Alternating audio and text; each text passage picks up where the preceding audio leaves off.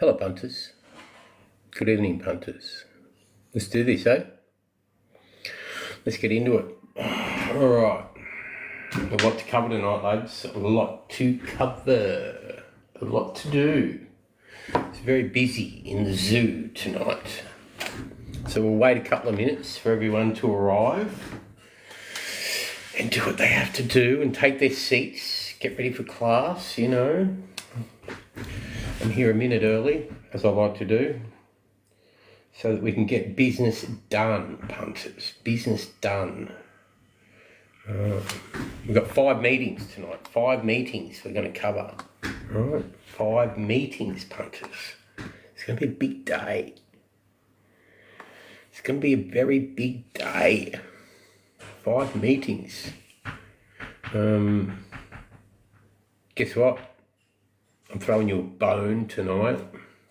I'm going to give you the York card full for free because I love you. Alright? That's what you do when you're the punter known as the GOAT, lads. Come in, take your seats. Wander in. Who's here? Ando, first one in. Oh no, Sean Smith. Wow. Sean, you were quick off the jump there, mate. So we're doing 5 meetings tonight, lads. It's going to be a Joe Rogan type show, you know. We're going to go for a long time. We're going to cover 4 meetings in Australia. All right? 4 meetings in Australia. We're going to cover York, the full card at York tonight. Feature meeting tonight at York. Ando, how are you, mate? Welcome. Ando, you're the first person to say legend tonight. You get 3 days free at TWF Horse Racing in the lounge for that. Remind me of that. I'll put Ando down for 3 days live, free. You need to remind me of that tomorrow, Ando. Uncle Clive will look after that for you, don't worry. 3 days live for Ando, free. Locked in, done, sorted. Well done, Ando. Matt, how are you? Yes, mate, I'm well, Matt. Very well. I know I'm a good man. Thank you, Ando. Yeah, so we're going to cover 5 meetings tonight, lads, all right? It's a big night. We've got a great meeting at York tonight. We're going to cover 3 meetings from Australia tomorrow, in depth. We're going to do Albury, we're going to do Werribee, and we're also going to do the night meeting. And then we're going to do Flemington on Saturday as well, all right? These live shows are going to become nightly, and they're going to go for hours, right? It's going to be the greatest content you'll see on racing, basically. You know the way I do things. I've got the sunglasses on because I want to be cool. No other reason. I just want to be cool. I've even had a shave. Right? I thought I'd present myself nicely and correct. We'll just wait a couple more minutes for a few more people to get in. Race 1 at York. That's where I'm going to kick us off, all right? I want to give you the first run through for race 1 at York, all right? I'm going to let Seraphin read it. All right, don't worry about that. That's just to, I'm not advertising, but this is race 1 at York. Here's the Seraphin Ready rewrite of York Race 210, kind of 5F Lyndham York Handicap preview, styled for TikTok live narration, punchy, rhythmic, clear, and informative. York Race 210 Lyndham York Handicap 5F Class 2. This is your classic York sprint. 18 speedsters flying over 5 I'll come in with odds afterwards. Ground. The far side of the track has been the golden highway all week, so high draws, tick. Early speed, tick. No margin for error. American Affair drawn 16 is your likely leader and the one they all have to gun down. He scorched the turf at Musselburgh, beating JM Jungle with authority, then backed it up at Doncaster in serious time. Mulren and Sticks, he's drawn right, and he looks like a group horse in a handicap. Chagrin 14 is your main challenger. He's rock solid off recent efforts, a sharp third at Goodwood, and a win at Haydock. Marcon climbs on, and Appleby has him humming. Perfect draw to strike just off them. Jane 9 knows this joint. He's won here over 5.5F, was second to American Affair last start, and is well handicapped. Hart gets on well with him, and he's sneaky tough. Spartan Arrow 5 rises in class but could surprise. Love the way he attacked the line at Epsom with first-time cheek pieces. Holly Doyle's got an 18% strike rate at York. Trust the booking. Pilgrim, 10 brings class. Won at Royal Ascot over this trip, and his recent second at Ripon says he's just about there. Fanning steers, and if they go mad up front, he'll be swooping. Vanthman 15 is the roughie to respect. York placed and a winner at Ponte. Kevin Ryan goes well here. If he finds that extra gear, he's not out of it. Race setup. Expect American Affair and Fine Wine to blast early. If the heat's too much, closers like Zulu Chief and Nazran could pick up the pieces. But bias is real. High draw, fast ground, on pace. That's the script. Top 6 chances. 1. American Affair. 2. Chagrin. 3. Jam Jungle. 4. Spartan Arrow. 5. Pilgrim. 6. Vanthaman. Get ready for a blanket finish, pure speed, pure chaos. 1 blink and it's gone. This is York. This is 5 furlongs of fury. Send the next one when you're ready, Nat. Wow, she loves me. All right, so this is the way the rating's set up for the 210 at York. All right, that's where we start, the 210 at York. All right. As I said, punters, we're covering 5 meetings tonight. We're doing Albury tomorrow, Werribee tomorrow, the night meeting.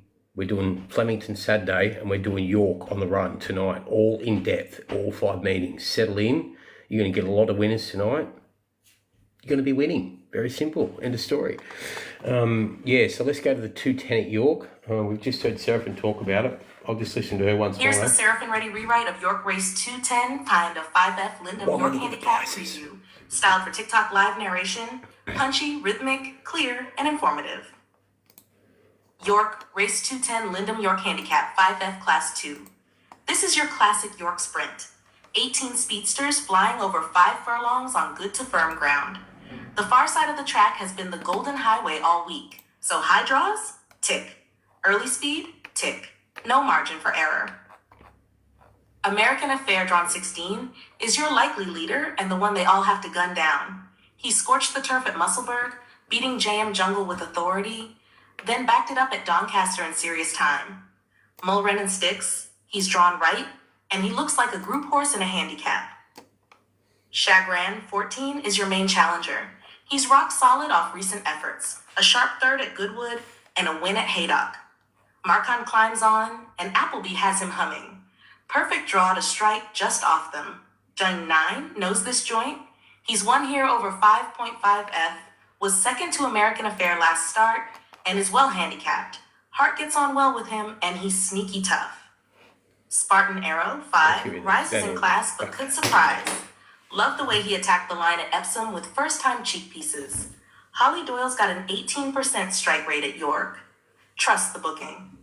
Pilgrim, 10, brings class. Won at Royal Ascot over this trip, and his recent second at Ripon says he's just about there. Fanning steers, and if they go mad up front, he'll be swooping. Vanthman 15 is the roughie to respect. York placed and a winner at Ponte. Kevin Ryan goes well here. Wait. If he finds that extra gear, he's not out of it. Race setup. Expect American Affair and Fine Wine to blast early. If the heat's too much, closers like Zulu Chief and Nazran could pick up the pieces. But bias is real. High draw, fast ground, on pace. That's the script. Top 6 chances. 1. American Affair. 2. Chagrin. 3. Jam Jungle. 4. Spartan Arrow. 5. Pilgrim. 6. Vanthaman. Get ready for a blanket finish, pure speed, pure chaos. 1 blink and it's gone. This is York. This is 5 furlongs of fury. Send the next one when you're ready, Nat. All right, so we've got American Affair rate of 4.36, okay, on exchanges, all right? When I talk UK racing, so that punters know, what we're going to do tonight is we're going to cover 5 meetings. We're doing York, we're doing Werribee tomorrow, we're doing Albury tomorrow, we're doing the night meeting in Australia tomorrow at Cranbourne, and we're also going to do Flemington, all right? So we've got 5 meetings to cover. We're going to start off with a couple of races from York because first goes at 11:10, the 210. When I talk UK races, I always talk in their language, right? I talk race times, not race numbers, all right? So we go to the 210 first. The way I've got the market rated is American Affair 4.3, Chagrin 5.45, JM Jungle 6.5, Spartan Arrow 7.6, Pilgrim 8.7, Vanthaman 10.9. That's where we'll concentrate our efforts. American Affair was very good first up. The concern I've got with American Affair is the top half of the pedigree, real speed on the bottom half, okay? Currently at the moment, American Affair is on offer at 6.2 on exchanges in a market set to 102.1%. That's excellent. The second top rate is Chagrin, 10.0 versus a rated price of 5.45. So we've got the top two to 4.3 and 5.45, which is 24% of the market, 19% of the market, 43% of the market combined. That's a good angle for me. We've got American Affair available at 6.2 at the moment, and Chagrin available at 10.0, 16% and 10% of the market. 3.90 versus 2.40. That's good odds. Comparatively, about backing the two of them. Third top rated JM Jungle, 8.4 versus 6.5. Spartan Arrow, 7.6 against 8.0. Pilgrim's also over. So like, this might be a good exotic race. Yeah, it's going to be a good exotic race, this. Put these 6 in your exotic, all right? I think American Affair, Chagrin, JM Jungle, Spartan Arrow, Pilgrim, and Vanthaman, all right? They're the top 6. Maybe if you want to go first 4, I'm not sure about that, but Zulu Chief may be worth including as well. Like, it's a good betting affair. You can afford to back the top 3 in the market here for a result across the race, realistically. Once again, American Affair on top, rated 4.3.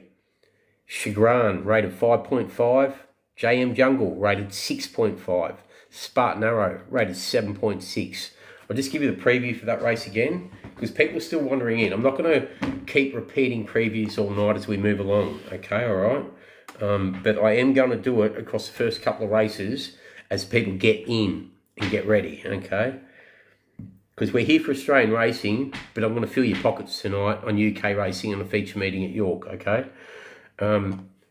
Prices I talk are all exchange prices when I'm talking UK racing. So let's just listen to this again. Everyone settle in. Let's get ready for a Joe Rogan type night. I love doing this. I'll be here all night. Let's do it. Here's the Seraphin Ready rewrite of York Race 210, kind of 5F Lyndham York Handicap preview, styled for TikTok live narration, punchy, rhythmic, clear, and informative. York Race 210 Lyndham York Handicap 5F Class 2. This is your classic York sprint. 18 speedsters flying over 5 furlongs on good to firm ground. The far side of the track has been the golden highway all week, so high draws, tick. Early speed, tick. No margin for error. American Affair drawn 16 is your likely leader and the one they all have to gun down. He scorched the turf at Musselburgh, beating JM Jungle with authority, then backed it up at Doncaster in serious time. Mulrennan sticks, he's drawn right, and he looks like a group horse in a handicap. Chagrin 14 is your main challenger. He's rock solid off recent efforts, a sharp third at Goodwood, and a win at Haydock. Marcon climbs on, and Appleby has him humming. Perfect draw to strike just off them. Joint 9 knows this joint. He's won here over 5.5F, was second to American Affair last start, and is well handicapped. Hart gets on well with him, and he's sneaky tough. Spartan Arrow 5 rises in class but could surprise. Love the way he attacked the line at Epsom with first-time cheek pieces. Holly Doyle's got an 18% strike rate at York. Trust the booking. Pilgrim 10 brings class. Won at Royal Ascot over this trip, and his recent second at Ripon says he's just about there. Fanning steers, and if they go mad up front, he'll be swooping. Vanthaman 15 is the roughie to respect.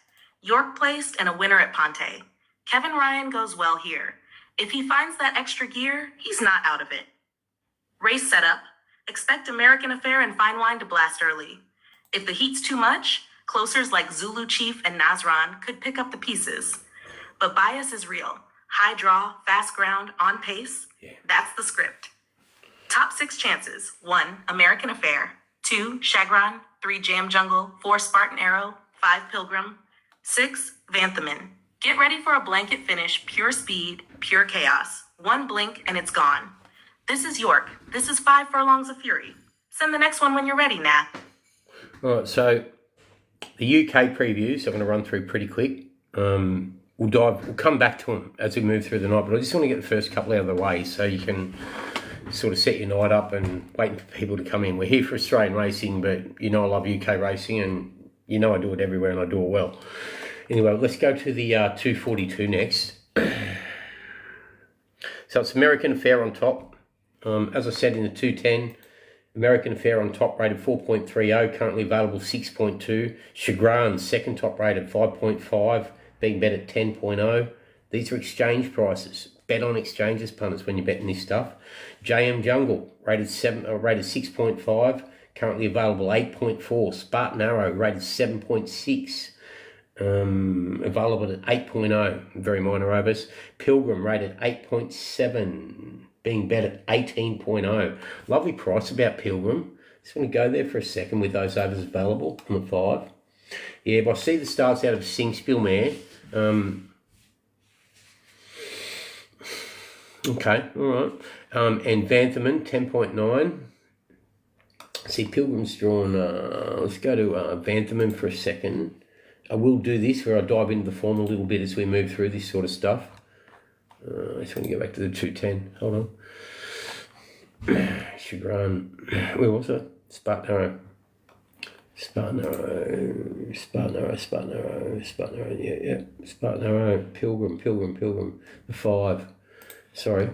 So I'll erase there for a second. Yeah, Pilgrim by Havana Grey out of Asaki Secret Mare. The second at Ripon last time out, first up. Surely it's going to improve off that. Behind Venture Capital. Good price. What Seraphin said about Zulu Chief and Nazarun as well, I just want to look at the prices there. This is a good exotic betting race. I'll give them to you again in a second. Nazarun's 25.0. And Zulu Chief is 18.5. Okay, so I think this is a great exotic betting race. Once more, last time I'm talking York 210. If you're not in by now, you miss York 210. 4.3, American Affair, top rated, being bet at 6.2. Excellent overs. Chagrin, rated 5.5, being bet at 10.0. If you only want to back 2 in the race, they're the 2 you want to be backing, obviously. JM Jungle, rated 6.5 versus a price of 8.4. Spartan Arrow, rated 7.6 versus a price of 8.0. Pilgrim, rated 8.7 versus a price of 18.0. Just going to go a little bit deeper here. Vantherman, 10.9 versus a price of 12.5 being bet at the moment. I think this might be a good exotic betting race. With all the top of the market being overs, it's a good exotic betting race. So American Affair, the number 4. Chagrin, the number 1. Yes, we are going to get to Australian racing. Don't worry, punters, all right? We're here for Australian racing. We're doing 5 meetings tonight. We're going to do York, we're doing Albury, we're doing Werribee, we're doing the night meeting tomorrow in Australia, and we're also going to do Flemington. So settle in, get your coffee, or whatever you do, your mirror, whatever. Vantherman, the number 9. Those top 6 are clear, all right?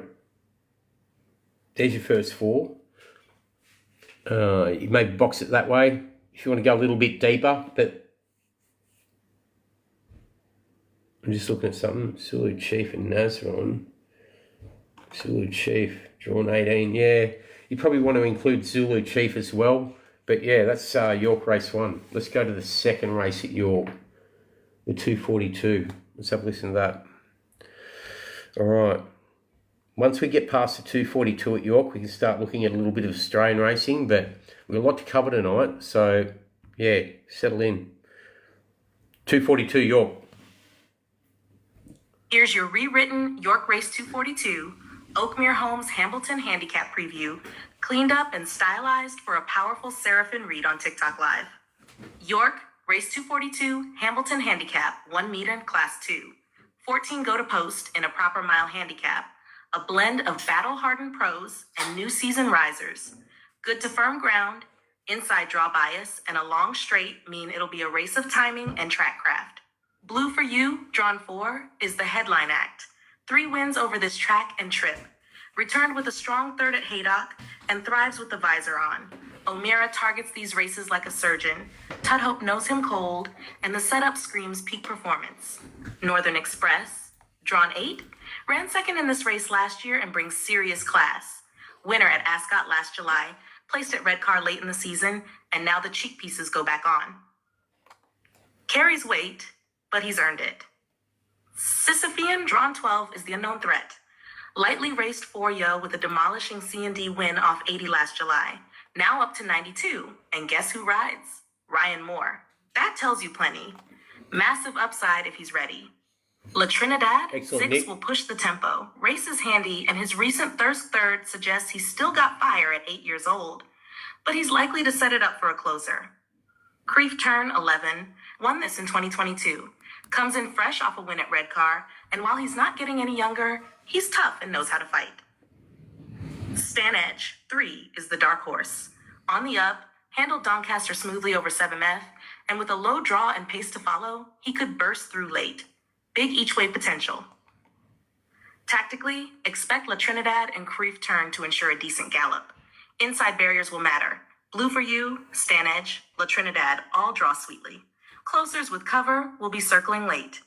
Top 6 chances. 1, Blue for you. 2, Sisyphean. 3, Northern Express. 4, Stan Edge. 5, La Trinidad. 6, Creef Turn. Expect a blanket finish down the straight. It's York, and it's going to get loud in the last 100 meters. Ready for the next one when you are, Nath. Let's roll through the full card. Gee, she's demanding, isn't she? She's demanding. So demanding. Keeps on pushing me. All right, so in the 242, race 2 at York. On top, Blue for You, rated 4.2, currently being bet at 5.3 on exchanges. Northern Express, second top rated. Second top rated at 5.29, being offered up at 15.5. Sisyphean, rated 6.35. The reason Sisyphean's gone in for third and not second is purely there's no advantage. Being bet at 6.4 versus the price of being bet at 6.4 versus a rating of 6.35. Fourth top rated Stanage. Fourth top rated Romeo, 11.6 versus price of 11.0. Stanage rated 12.7 versus a price of 16.0. And La Trinidad, equal with Mr. King, both rated 13.5. La Trinidad is being bet at 29.0, and Mr. King is being bet at 11.0. Okay. Blue for You, rated 4.2 on top, being bet at 5.3. That's 25% overlay. That's a pretty good angle for something that's so clear on top.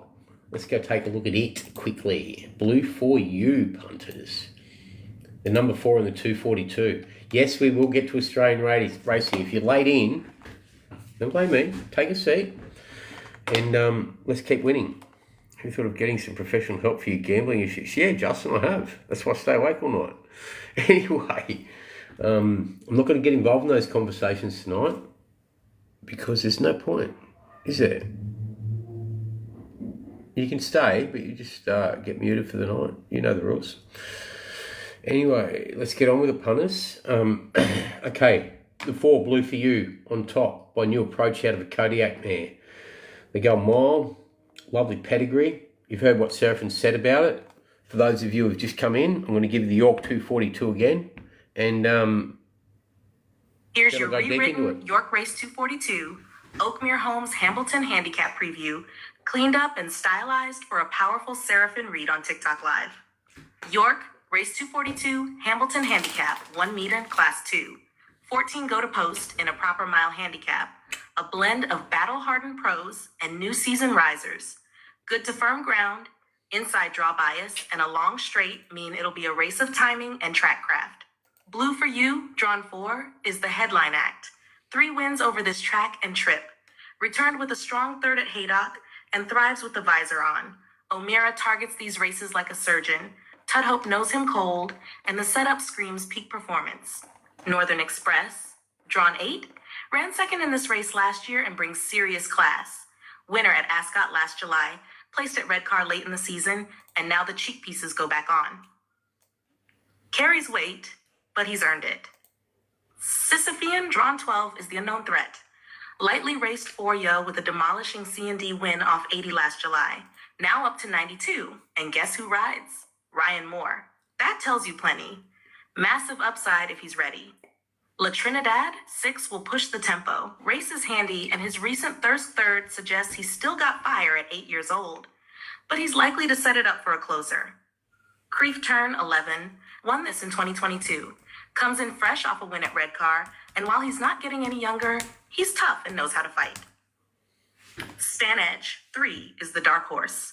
On the up, handled Doncaster smoothly over 7F, and with a low draw and pace to follow, he could burst through late. Big each-way potential. Tactically, expect La Trinidad and Creef Turn to ensure a decent gallop. Inside barriers will matter. Blue for You, Stan Edge, La Trinidad all draw sweetly. Closers with cover will be circling late. Top 6 chances. 1, Blue for You. 2, Sisyphean. 3, Northern Express. 4, Stan Edge. 5, La Trinidad. 6, Creef Turn. Expect a blanket finish down the straight. It's York, and it's going to get loud in the last 100 meters. Ready for the next one when you are, Nath. Let's roll through the full card. Yeah, don't worry, darling. We will be doing the full card. All right, so the 242. I'm just going to recap this very quickly. Then we're going to go to Albury because we've got a little bit in front of ourselves now. The 242 is just under 3 hours away, as long as we stay that far in front, unless you want all of Albury first, but I'd rather get stuck into Australia and then come back to York later on as we need to. 51 pages of form analysis here in front of me, punters, like it's not like I work hard or anything. 242, yeah, blue for you, rated 4.24, now being bet at 5.4. Northern Express, 15.5 versus a rated price of 5.29. I need to go and look at that for a second, don't we? It's big overs, punters. The 1. Okay. She's seen something there. Sisyphene, 6.3. No major advantage. Look, Blue for You looks the one to beat there. I'm happy with the overs available about the new approach gelding. Let's go to Albury, race 1. Flip the channel, flip the switch, eh? As I said, we're doing 5 cards tonight. We're going to do Albury, Werribee, the night meeting tomorrow in Australia. Is it Cranbourne? Oh, I cover so many meetings, I forget half the time. Yeah, Cranbourne and Flemington, Saturday. I'm only going to touch on Flemington. Brandon, how do you join the lounge? Go to twfhorseracing.com, click on Best 5. Once you click on Best 5, if you're in Best 5, you get access to all this kind of information in the lounge. What I'm doing here, I do in the lounge all day, every day of the week. So the lounge is where Best 5 gets issued. It's the best place to get it. But in saying that as well, you also get the race previews. You get my detailed analysis, replays, so much more. It's not funny. Right, I'm going to go to Albury, race 1 tomorrow. I think this is a good betting affair. The whole Albury card's a good card. The concern I've got about Albury tomorrow is I don't think we have any prices yet available. Just let me check this before I go any further. Odds comparison. Just let me check. Yeah, with me, punters. Not many people cover 5 meetings in a night, and do a Joe Rogan style over 4 or 5 hours. That's what I do. Especially if I don't get ambushed. Tomorrow. Nothing scripted, it's all on the fly.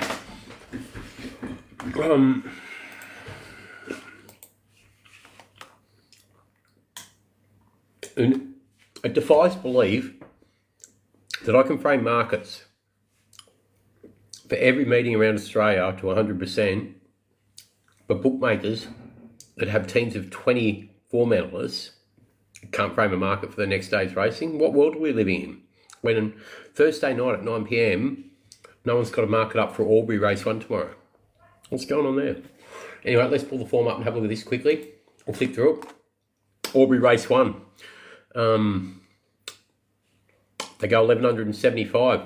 Shapes is a competitive affair. It's good for track. True roll should ensure a fair surface. Pace dynamics favour those on the front. Luna Mojo stands out as a horse to beat, boasting consistent form. 3 placings in its last 3 starts. Draws plum, barrier 1. His latest second at Wagga was in a strong super maiden. It reads well. And with the early speed to lead or sit on the rail, he's perfectly placed to dictate. Craig Widdowson's polish, Nick Suke, local knowledge, further enhance his claims. The Mertens, major danger, with a strong debut second at Wagga. The booking of Nick Haywood is a significant positive. Barrier 5 allows a tactical ride, and he's 3-year-old, and he's suggests scope for further improvement. Reef Road from barrier 2 should ensure a solid tempo and showed promise with a Gundagai second. His 4 pace style suits. 1175 metres may be a bit sharp for his pedigree. Outside of that, Super Nick, debutant.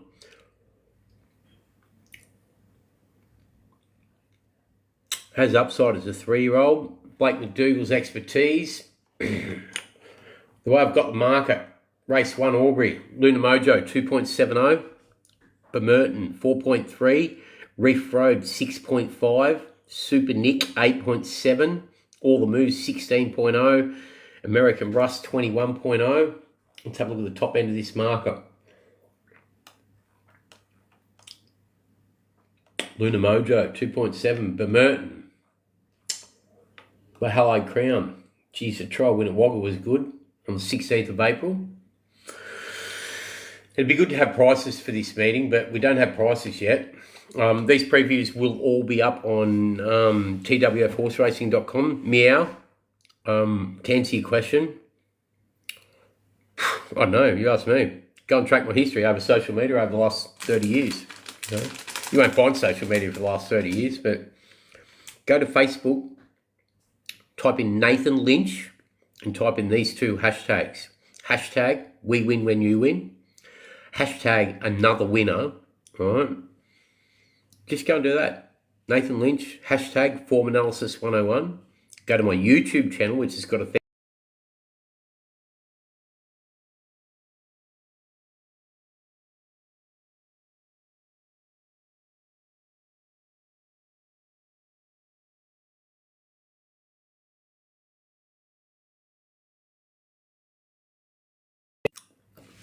go to my YouTube channel, which has got over 1,000 videos on it, and then sit back in the corner, keep me going, and follow the process. Trust the process. Another thing to do is go read the TWF mantras. The TWF mantras will give you the information that you need at twfhorseracing.com. Okay? That's what you need to do first, meow. And until you do that, you need to be muted because you're asking silly questions. All right. It's race 2 on the card at Albury. Albury race 2. The Sprint Classic. Open handicap over 1,000. Tap and run. Ideal barrier. Strong Albury record. Tactical speed. Make him the one to beat. Mr. Moppet. 1,000 metre specialist. Recent Wagga second. An Albury form. Barrier 7's the only query. Flying Sultan.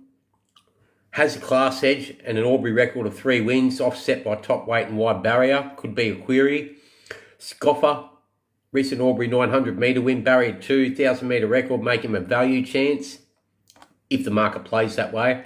Big day out, recent Seymour win in Albury form, needs luck from barrier 6, Vela Magic, barrier 1, lightweight, help, but recent form is a concern, punters. Yes, I've had a shave, Zach.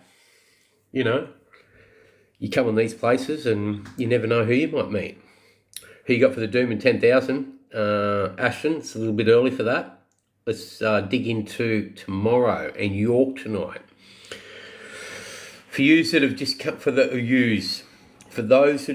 in, the 210 at York. First 2 races at York. If you want to have a punt tonight, if you're trigger happy and you need something to bet on tonight, the 210 at York, top rated American Affair, currently being bet at 6.2. Chagrin, second top rated, being bet at 10.0.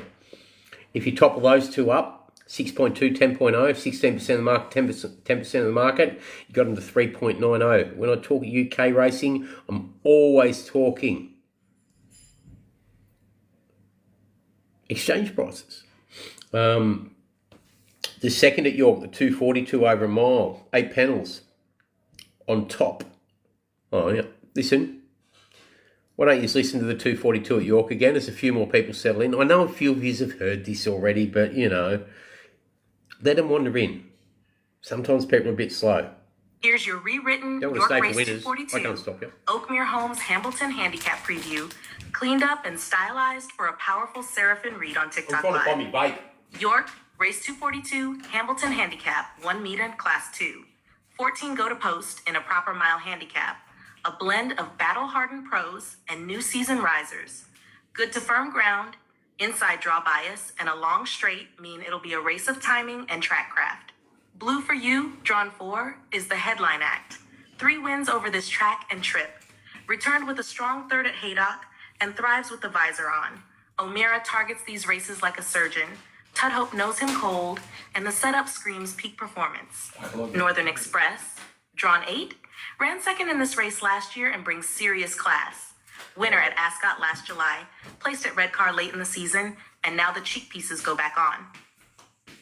Carries weight, but he's earned it. Sisyphean, drawn 12, is the unknown threat. Lightly raced 4-yo with a demolishing C&D win off 80 last July. Now up to 92, and guess who rides? Ryan Moore. That tells you plenty. Massive upside if he's ready. La Trinidad, 6, will push the tempo. Race is handy, and his recent thirst third suggests he's still got fire at 8 years old. But he's likely to set it up for a closer. Creef Turn, 11, won this in 2022. Comes in fresh off a win at Red Car, and while he's not getting any younger, he's tough and knows how to fight. Stan Edge, 3, is the dark horse. On the up, handled Doncaster smoothly over 7F, and with a low draw and pace to follow, he could burst through late. Big each-way potential. Well, Tactically, expect La Trinidad and Creef Turn to ensure a decent gallop. Inside barriers will matter. Blue for You, Stan Edge, La Trinidad all draw sweetly. Closers with cover I'll will answer that be in circling the late. Well, Top 6 chances. 1, Blue for You. 2, Sisyphean. 3, Northern Express. 4, Stanage. 5, La Trinidad. 6, Creef Turn. Expect a blanket finish down the straight. It's York, and it's going to get loud in the last 100 meters. Ready for the next one when you are, Nath? Let's roll through the full card. of course we will, Seraphim. All right, so to answer your question, Water Warshoe, I will answer questions or Warshires. To answer your question, one of my biggest advantages against betting markets is betting into maiden races and races full of lightly raced horses, because a big angle I use is breeding. So when you're using breeding as one of your biggest angles in racing, there's a lot of hidden upside in pedigrees.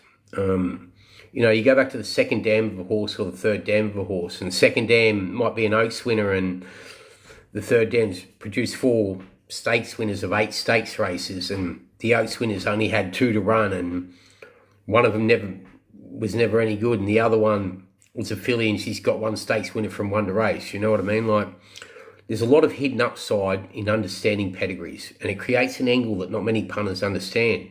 A lot of punters now sit there and rely on par times, and this horse had the biggest sectional over the last 600. It's what everyone talks about. So, and I relate it back to what Don Scott did, right, back in the 70s, right? Weight ratings and stuff like that. As soon as he started talking about weight ratings, that angle was gone. It was overbet. Once an angle's overbet, then other angles become value. If an angle that's consistent, everyone talks about quick backups now, right? Less than 10 days. Because Tony Brasman talked about it 15 years ago. We were talking about it 20 years ago. A lot of horses will run big off a quick backup, right? It's like you put a stayer over sticks, right? Sharpens them up and improves them a couple of lengths. Not in a form guide, but if you know it, you get a price about it. Right. I'm not going to go into the story of Mark Reed and getting closer and the plunge that Greg Hall and Mark landed and Greg Rudd getting closer to win, but situations like that, when there's hidden merit in form lines that the public doesn't understand, right? That's where the value is.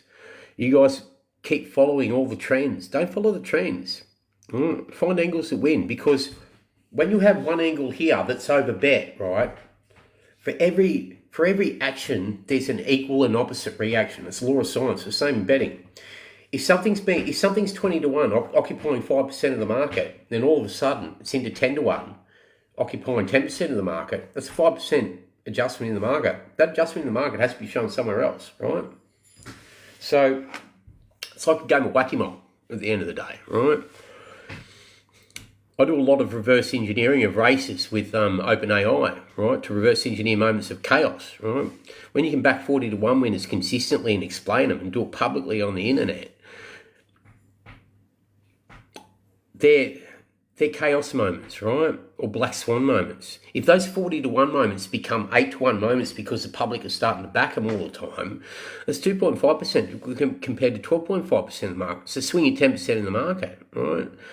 I used to do it as a joke. I'd sit there on Facebook, 2,000 followers, and I'd go into a couple of groups of 10,000 members, Punhub and this group and that group. You know, Andrew Porter runs Punhub, and I'd sit there and I'd tip a horse to people and they know they're back long price winners, right? Monday night, see a horse at 30 to 1, I'd tip it. All of a sudden, every bookmaker's got a 10 to 1, right? It's not only the weight of money, it's because the bookmakers have got respect for the knowledge as well. You know what I mean? Like, for every action, there's an equal and opposite reaction. Anyway, let's go to Albury Race 3. Yeah, so that's Albury Race 2. I'm just giving you York Race 2 as well. Do you use what? Oh, come on. Don't be silly, mate. Don't ask stupid questions. Right. For a question like that, you just have to block you. I can't put up with questions like that. We're not here for that. We're here to back winners, Vincent. Anyway, enjoy the rest of your night. Let's go to York. No, let's go to Albury Race 3. Competitive fillies and mares maiden, 1175, good 4. Vales in the True. Heavenly Kiss sets a benchmark. Consistent form, including recent Newcastle 2nd and Albury 3rd. Makes her the horse to beat. She's drawn well in the 4. The race shape favours her. Miss Papia, Barrier 1, Tribal Lands, which may be scratched, are likely to set the tempo up the front. Tassie Lands, if not scratched. Tassie Lands, Tassie Fox is a dangerous second up after promising Wagga 4th.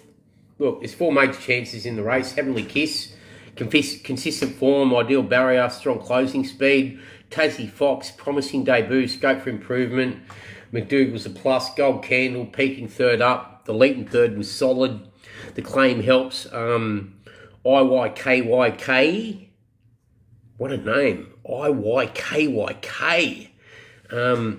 Yeah, strong trial. Debut upside.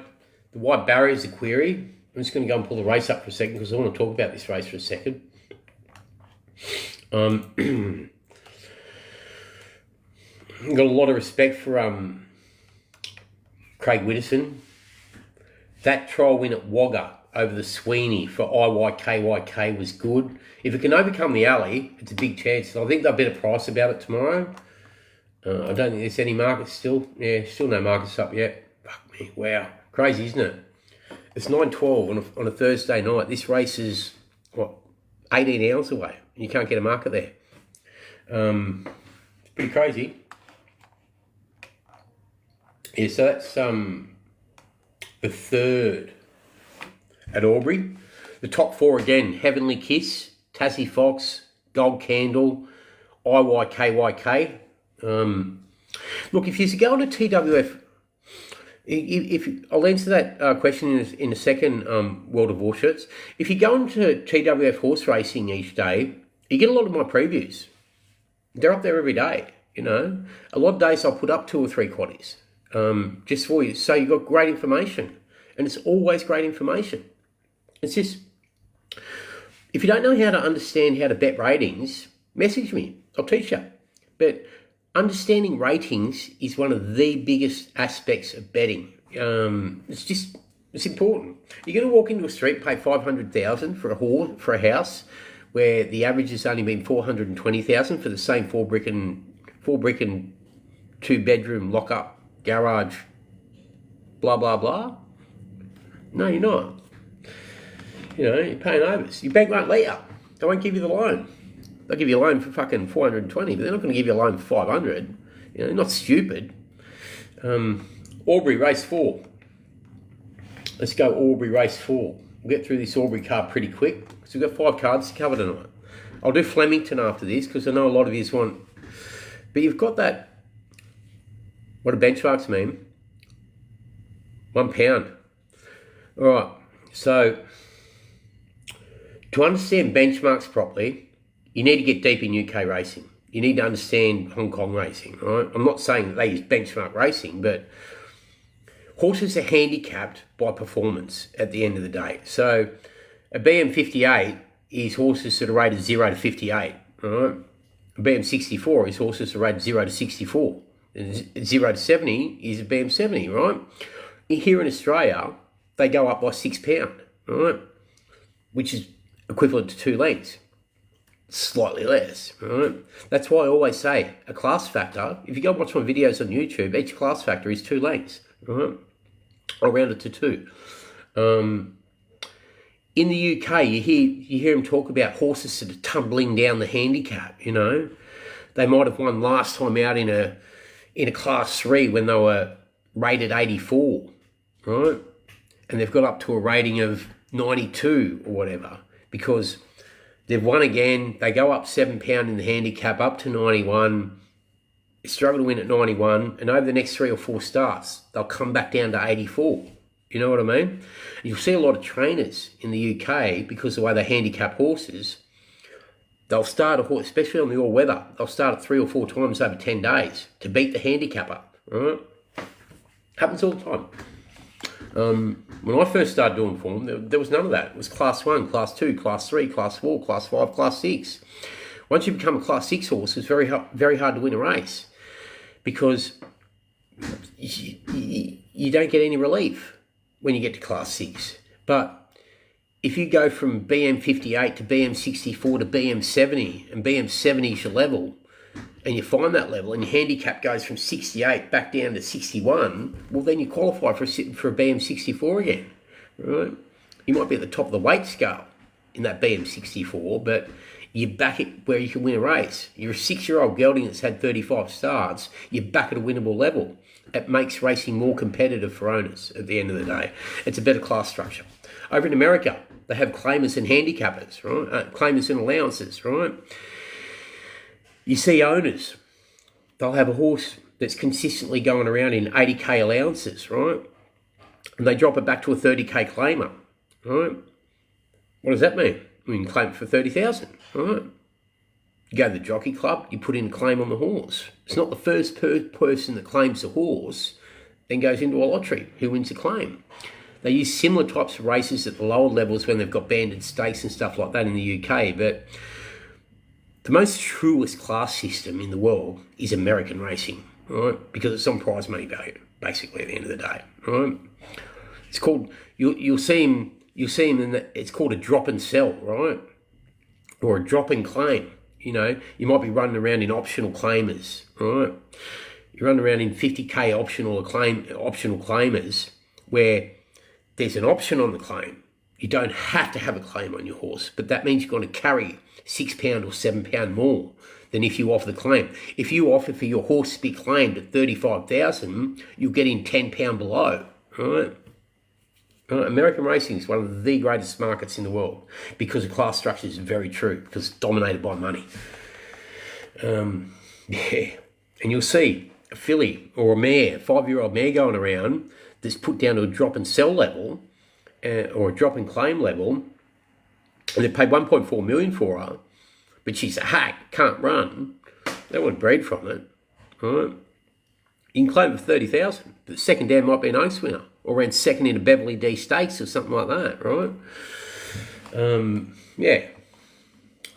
Let's go to Albury, race 4. Albury, race 4. They go 1,400. Riverbend Unicorn stands out here. His Wagga third was good. The second at Coral was good. It's a pretty weak maiden, this. He has had a lot of chances. He's by Var Pinciero out of a Naturalism mare. He's placed 6 of 8. Desert Opal is a major danger to it. By D'Argento out of a Sebring mare. Maritime Express comes into the race. Like by Merchant Navy out of a High Chaparral mare. The second at Goulburn was very good. Prior to debut. over 800 behind Dubbo Boy. If you're a Dubbo Boy, I don't mind you. You're okay. Winkers go on first time. I think Maritime Express is the one to beat. Right. What price at the start, but that's a query. That's the way I'd be leaning in that race. If they can overcome the wide gate, Maritime Express wins. Right. Let's go to Albury, race 5. Good race this. They go 1,000 metres, 27k class 1. Look, Pierre, how do you pronounce his surname? Budvillian. He should be winning the jockey's title there tomorrow. I would think he's got a lot of good rides. Dubbo race 5. Halinda, the top weight, resuming from a spell. It's going to be hard to beat. Down in the weights, the 14 Tanner by Magna Grecia, son of Invincible Spirit, out of a street cry mare. Tried to make all at Goulburn last time out, failed. The win at Goulburn prior over Exo Thrill when it was ridden different. Last start it was ridden upside down when it was ridden on the front end. The win at Goulburn prior, and its only start last prep on the 9th of November, was very good. I think what they were trying to do first up was produce it without a public trial for a bit of a plunge. Even though it was $5 out of $7. Don't know what that was about. Tongue tie goes back on. They took the tongue tie off last start. Darryl Burnett trains out of Wagga, my hometown, where I was born. A lot of great sportsmen come out of Wagga. When I was a kid living in Wagga, I don't know if you remember Steve Martin. He used to play for my mum used to before my mum married my father, she used to date Ray Warren when he used to call the Journey Trots. Back in 64, 65. Before he started calling he started out calling the Journey Trots, Ray Warren. Rabbits. Yeah. Then she married my dad. Otherwise I wouldn't be here, would I? Because I bet Friday, bet every day of the week. I'm an addict, Jason. You know, that's what we're sitting here doing a live show for. You're in late. Take a seat. Let's get back to this race. Race 5 at Albury. Halinda. We'll start there. By Hellbent out of a Desert King mare. 1 from 13. That's the query. Good trial form leading in. Has to want the top weight. The Unique Star. Another interesting runner. Where is it? Scratched. Gone. Out of the race. Foreman's Gully. Yeah. I'd like to lean towards the 14 here. Tanner. Very underrated sire, Magna Grecia. Another son of Invincible Spirit, who is obviously the sire of I Am Invincible. And Invincible Spirit is the son of Green Desert. Green Desert's the son of Danzig. It's, well, geez. It's the hottest branch of the Danzig tree now, isn't it? You know? Yeah, but don't underestimate Magna Grecia. He's upgrading mares consistently. I think he won a French 2,000 guineas from memory. Santasia, the Santos horse, has claims as well. What is it? Santasia. Yeah, 16. If it gets run, does it get a run? I think there's 2 out. Yeah, it gets run. There's 2 out already. By Santos out of an Exceed and Excel mare. No jockey nominated at the moment, but if we go to Sportsbet, that may be different. No rider nominated. Is it duly engaged? That's the question. Because it's drawn the 1 alley. It's going to be brilliant there tomorrow. I'm just checking if there's a dual engagement. Nons, weights, acceptances. Yeah, okay. So it's nominated for Albury tomorrow in races 5 and 7, but it's also nominated at Parks on Sunday. In Corowa on Monday. Multitude of opportunities. They probably won't go there tomorrow. Nick Haywood's booked it in race 7, but Grant Buckley is booked in race 5 at Parks on Sunday. So it's a little bit of a watch. Yeah, let's go to race 6. The 210. First 2 races at York tonight, punters. If you've just come in I'm going to let you listen to those two again because I'm going to go and do a wee-wee. All right. So listen to race 1 at York, 210. Good betting race, plenty of value. If you're already here, you know that.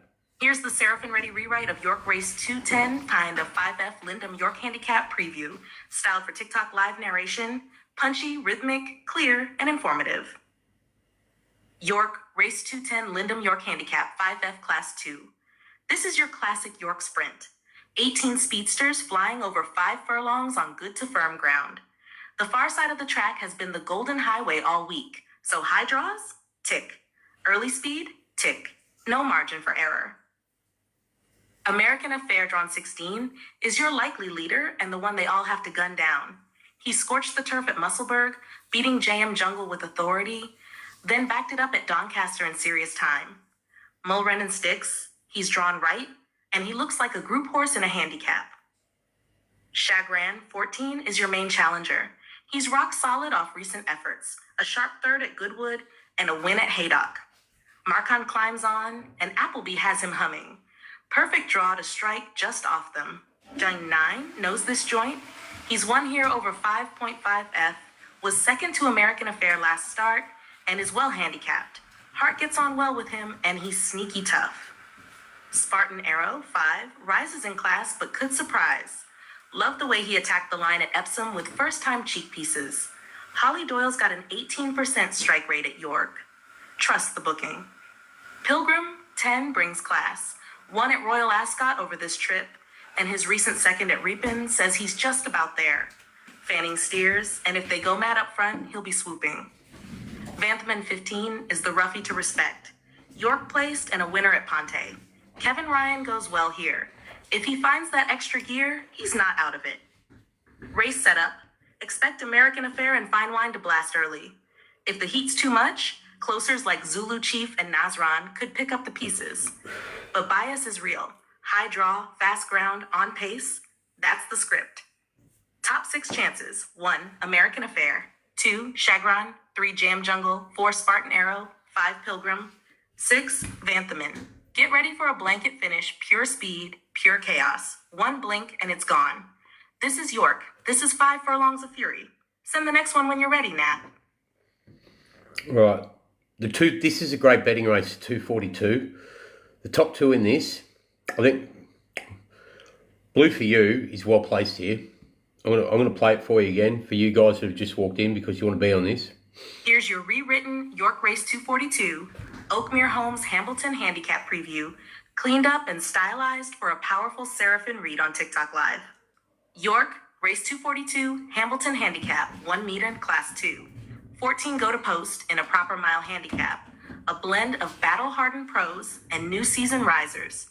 Good to firm ground, inside draw bias, and a long straight mean it'll be a race of timing and track craft.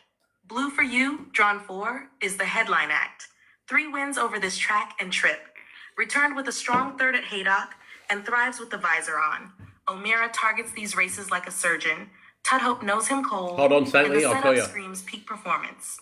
Northern Express, drawn 8, ran second in this race last year and brings serious class. Winner at Ascot last July, placed at Redcar late in the season, and now the cheek pieces go back on. Carries weight, but he's earned it. Sisyphean, drawn 12, is the unknown threat. Lightly raced 4-yo with a demolishing C&D win off 80 last July. Now up to 92, and guess who rides? Ryan Moore. That tells you plenty. Massive upside if he's ready.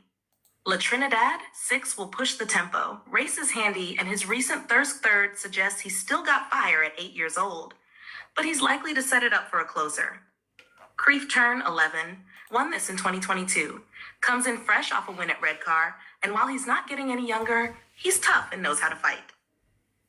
Stan Edge, 3, is the dark horse. On the up, handled Doncaster smoothly over 7F, and with a low draw and pace to follow, he could burst through late. Big each-way potential. Tactically, expect La Trinidad and Creef Turn to ensure a decent gallop. Inside barriers will matter. Blue for You, Stan Edge, La Trinidad all draw sweetly. Closers with cover will be circling late. Top 6 chances. 1, Blue for You. 2, Sisyphean. 3, Northern Express. 4, Stan Edge. 5, La Trinidad. 6, Creef turn. Expect a blanket finish down the straight. It's York, and it's going to get loud in the last 100 meters. Right, so Ready for the next one when you are, Nath. Let's roll through the full card. Shut up. Be quiet, Seraphin. All right, so just to revise the ratings for the first two races at York and where your betting angles are. In the 210, and this is the last time I'm doing these two races, everyone should be in by now. In the 210, American Affairs rated 4.3, being bet at 6.2 on exchanges. Chagrin rated 5.5, being bet now at 8.6. JM Jungle rated 6.5, being bet at 8.2. Remember, my markets are set to 100%. Spartan Arrow being bet at 7.6, rated 7.6, being bet at 8.6. Pilgrim 8.72 rated, being bet at 17.0. Vanthaman rated 10.9, being bet at 12.5. Zulu Chief 13.08 or 13.0. Where's Zulu Chief gone? Being bet at 17.0. So I'd consider boxing those those six in your first four. Terence Trent Derby, how are you? American Affair, Chagrin, JM Jungle, Spartan Arrow, Pilgrim, Vanthaman. All right, they're the six you want in the 210. In the 242, I think Blue For You, the top-rated horse, is a very good angle. Rated 4.24, being bet at 5.6. 1.4 and 4.2 is 33% overlay. Northern Express rated 5.3 versus a price of 15.5, close to a 200% overlay. I think if you play the race between those two, you're not going to go too far wrong. But Blue For You looks a very strong angle there. I'm going to give you the third race at York now, and then we'll get back to Albury. And then I'm going to give you two great bets at Flemington before we go deeper. Just let me hit refresh on this, Where do I get them from? I produce them myself. I use a lot of technology. That's what happens when you're as good as a goat. No, but seriously, I do. I produce all this information. I produce myself. I don't take it from anywhere. I don't get it from anyone. It all comes from what I do. Right? That's why I look like I never sleep, because I'm always sitting here producing this information for you guys. That's why I love doing these lives that go for hours, because it's great educational content, plenty of winners, and, the next day I don't have to record videos because I just get to cut this stuff up. This is the third race on the card at York, the 313, which is 12:13 our time. Here's your rewritten York Race 313 Middleton Philly Stakes Group 2 preview, tailored for Seraphin to deliver live with pace, rhythm, and that signature edge on TikTok Live. York Race 313 Middleton Philly Stakes G2. This is high-class Phillies company. A mix of tested group-level firepower and raw upside. York's good-to-firm deck is playing fast, and the race sets up for those with tactical speed and a turn of foot. See the Fire, Barrier 4, is your likely leader and the standout on paper. Group 3 winner at York, runner-up in a Group 1 at Goodwood, and fit from a Sandown return. Oyson Murphy rides her aggressively. Expect her to roll forward, set the pace, and try to pinch it off the bend. She's a pure York type on her preferred ground. I'll answer that, Terence, in a Beautiful minute. Love brings international class.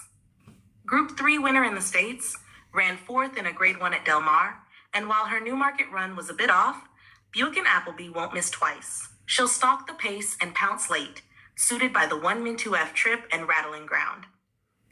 Doha is bred in gold by See the Stars out of Trevive. Won a St. Cloud listed, placed in a Group 3 at Sandown, and shapes like there's more to come. But fresh up and firm ground? Small question marks. Big engine though, Royal Dress could be the blowout. Kerr Group 3 winner, unbeaten first up, and stepping up to 1min2F could bring her to the boil. Watch for her late if the leaders soften each other. Nikhil adds a stamina angle. Group 2 winner over 1min6F at Donnie.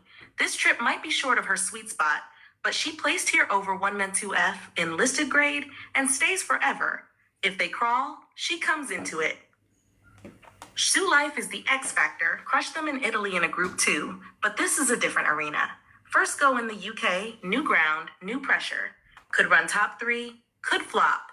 She's got boom or bust written all over her. Map, See the Fire leads with Beautiful Love and Ambiente Amigo handy. Ground favors speed and precision. This isn't a waiting race. They'll need to be in position turning for home. Top 6 chances: 1, See the Fire. I've got 2, something here. Beautiful Love. 3, Royal Dress. 4, Doha Hive.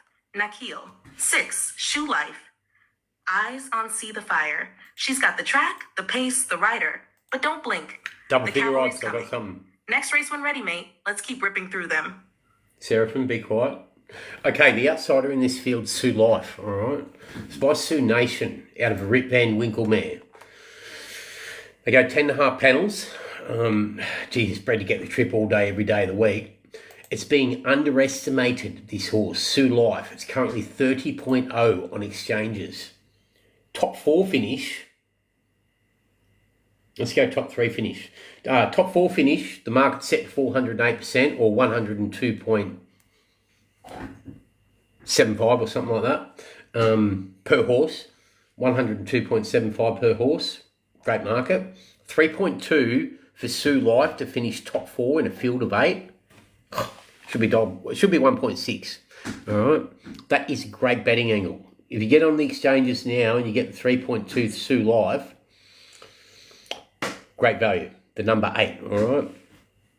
Now, everyone's writing this horse off or underestimating it. Marco Body trains it. It's come over from Italy. Its last start at Capanel, when it won by 4 in a Group 2, back at the end of last season, was good, right? Endo Body trained it then. His son goes to Marco Body now. It's won 7 from 10 by Sioux Nation, out of Rip Van Winkle mare. Rip Van Winkle stood a few seasons in New Zealand. He's become a really good broodmare sire. One of the first season sons of Galileo. And Sioux Nation, he's got an Oaks winner here, I think, from memory. It's a pedigree that will stay 10 furlong all day, every day of the week. Okay, all right. I haven't got time to look at New Zealand racing. Yeah, but 7 from 10 now. You convert that Italian Group 2 form here, on top of the ground. On top of the ground, not as dynamic. I haven't looked at its action yet. I'm going to look at its action probably in the next hour, but I would suggest that Marco Body has picked this race out as a perfect spot to start this preparation, all right, with Royal Ascot in mind. They've come in for one reason, that's Royal Ascot, all right? To go 10 furlong first up here this season, that horse at 30-1 is overs. To finish top 3 on exchanges, you're going to get bet 5.4 at the moment in a market set to 309.9%, 103.3 each horse, right? It's great value. 5.4 about Sue Life to finish top 3 in that field. Pretty weak Group 2.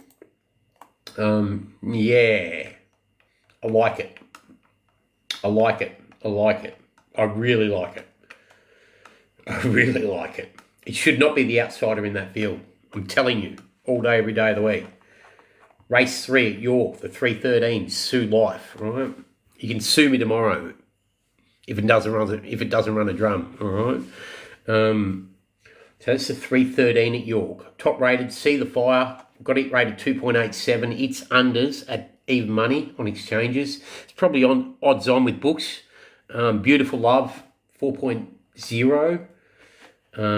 Because See the Fire is unders, occupying 50% of the market in the win market at 2.06 or 48% of the market, and being rated 2.87, occupying 35% of the market, 48 to 35 is a 13% difference, right? So there needs to be 13% else somewhere in the market, right? Yeah, so Sue Life, I know what Seraphim said about it, but I'm telling you, right, that Group 2 form out of Italy is going to stack up, right? Trust me. All right, so Sue Life, top 3, 5.2. It's probably the best bet of the night so far. All right, top 3. Sue Life, top 3, 5.2, the 3:13 at York. Race 3 on the card, the Group 2, over 10 furlong. Let's go back to Albury. Don't worry, I'll come back to that race if someone reminds me. It's at 12:13 our time. Fuck, 2.5 hours before it goes. Let's go back to Albury. Bear with me, punters. have faith in desolate times. We've got a lot to get through. Once I finish Albury, we'll go to Flemington. All the previews are up for Flemington on TikTok here on my channel. But there are 2 very good bets, double figure odds at Flemington that I'll lean you into. All right, so we're talking race 5, the Helinda race, where I had outlined 2, and then we're going to go to race 6. Tenor, the Magna Grecia 3-year-old filly out of the Street Cry mare. Just the bottom half of this pedigree is really interesting too, all right? Being out of this Street Cry mare, I'm just going to bring this up for a second, all right? Because this horse will go round at a price, I guarantee you. Tenor. The bottom half of this pedigree is going to tell us something. Right, out of the Street Cry mare, Blue Money, the second dam, the Singspiel mare, Crystal Choir, and the third dam is the Irish mare, Crystal Ring. Just let me pull up Crystal Ring on Racing Post as well. Because I think we'll see something here that not a lot of people are going to see, right? This is the beauty of being here, punters. You get great information. Right, the third dam, a 1 from 3 winner. Her progeny, let's go into a progeny for a second. She got Catella, Racing Post 120 rated, won 8 from 19 by Generous. She also got Lizzie Letty, who won 2 from 695 RPR rated. Both most effective 10 furlong, 11 furlong, right? The second dam, if I go back to the Australian stud book, Crystal Choir, the Singspiel mare. I'm going to pull her up out of the European stud book as well. I'm going to tell you why, because she's done it in both hemispheres, this mare. You know, what are you talking about? Trust me. Right? Pedigrees is such an important part of lightly raced horses. So Crystal Choir, the second dam by Singspiel, the son of In the Wings, who's down the saddle as well as line. 2 stakes winners of 3 stakes winners. 2 stakes winners of 3 stakes horses. 2 stakes winners of 3 stakes wins. Corsair won the Merson Cooper, so the sprinting blood comes in now. She also won the Quisette and Devonelli, which won the Woodlands, right? All at listed level. So that brings the speed into the family. The third dam being by Street Cry, Blue Money. She was a 1 from 12 winner. But, so you got the third dam, who's produced an RPR 120 rated, another stakes winner. The second dam, who's produced 2 sprint winners. And she was by Singspiel, which is very unusual to produce a sprint winner. And then Blue Money, the Street Cry mare, how many foals has she had? Okay, only 4 to race. Live Big by So You Think.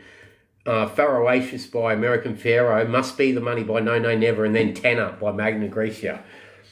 Magna Grecia is the best sprinting sire out of all those 4. No doubt. Okay, all right. Magna Grecia is another son of Invincible Spirit, like I am Invincible. He's starting to get good horses and upgrades families. A little bit early for that, Zach. They'll be around, don't worry. And now has gone to Bivouac to get a filly as well, right? So she keeps on upgrading. Yes, so Tenor. I think that's going to be a good bet tomorrow. It'll probably go around 20 to 1 tomorrow at Tenor. Tenner in race 5, is it? Yeah, race 5 at Albury. The number 14. There's no markets up yet. I'm starting to get a little bit buoyant about that, lads. All right. Darryl Burnett trains out of Wagga. Quade Crow up. Let's go to race 6 now. Race 6 at Wagga. All right, class 1. Just let me bring up the form quickly. We'll try and rip through these last 2 so I can get to Flemington for you, because I know some of you need to go to bed. But this will go to 1:30 in the morning probably. Race 6 at Albury. I go 11.75 on top. Motorboat, front running style, ideal barrier, strong form, make it a top chance. Spirit Lake, in form, good picnic wins, underestimated, could be value. Track suitability, aided by claim. Not lean or mean, outstanding Albury form, perfect barrier position, 5-year guns, consistent form, great barrier, top jockey, perfectly good, recent placing and speed. Barrier 10 is a query, Scruff's Magic, Strong picnic form, good barrier, but class rise is a concern. All right, just quickly, motorboat. Motorboat, 16. The 16 punters by Stern out of an arch mare. Second at Bathurst 2 back. 1 from 6 winner for the Seab Yard. Geez, he's got a good book, Budvillian, doesn't he? He'll win the jockey's title. He'll win the jockey's, what do they call it? When they bet on jockeys? He'll win that tomorrow at Albury. I guarantee you. Absolutely guarantee you. Yeah, well placed, motorboat. We're not getting prices for Albury yet. I'm just going to check race 6. Yeah. What are they doing? What are they doing, punters? Spirit Lake. I'm just seeing angles here. I'm going to get through this quick because we haven't got prices. And that annoys them out of me. Spirit Lake by I'm Invincible out of a Dream Ahead mare. 3 from 14 winner for the Burnett Yard. Winner 2 of its last 3 on the picnic circuit. Needs to be respected. The last start win on Firm Going was very good. It was a pretty strong race that. Claimed 3 that day. Gets in with 54.5. Violet Silsby on the Bug Girl. It's going to run a big race. They'll underestimate that. Spirit Lake tomorrow, I guarantee you. But I'm Invincible out of a Dream Ahead mare. Let's have a look at the pedigree of this. Spirit Lake. 3 from 14 winner. And go, oh, one of the picnics. Yeah, it's by I'm Invincible out of a Dream Ahead mare. It's a 3 from 14 winner. The penny's dropped. The Dam, the Irish mare, Navajo Dreamer. Second dam, third dam. I'll pull them up in the Australian stud book quickly. The first dam was unraced. Second dam unraced. Or no Australian record. Just let me go and pull it up in the UK stud book. This one. Trust me, it's worthwhile sticking around for this. Spirit Lake. I try to do it as quick as I can. I do all this shit on the run. I do it all live for you. When you're covering 5 meetings in a couple of hours, you know, with a lot of background help, this is what you have to do. That's why I say, patience is a virtue, punters.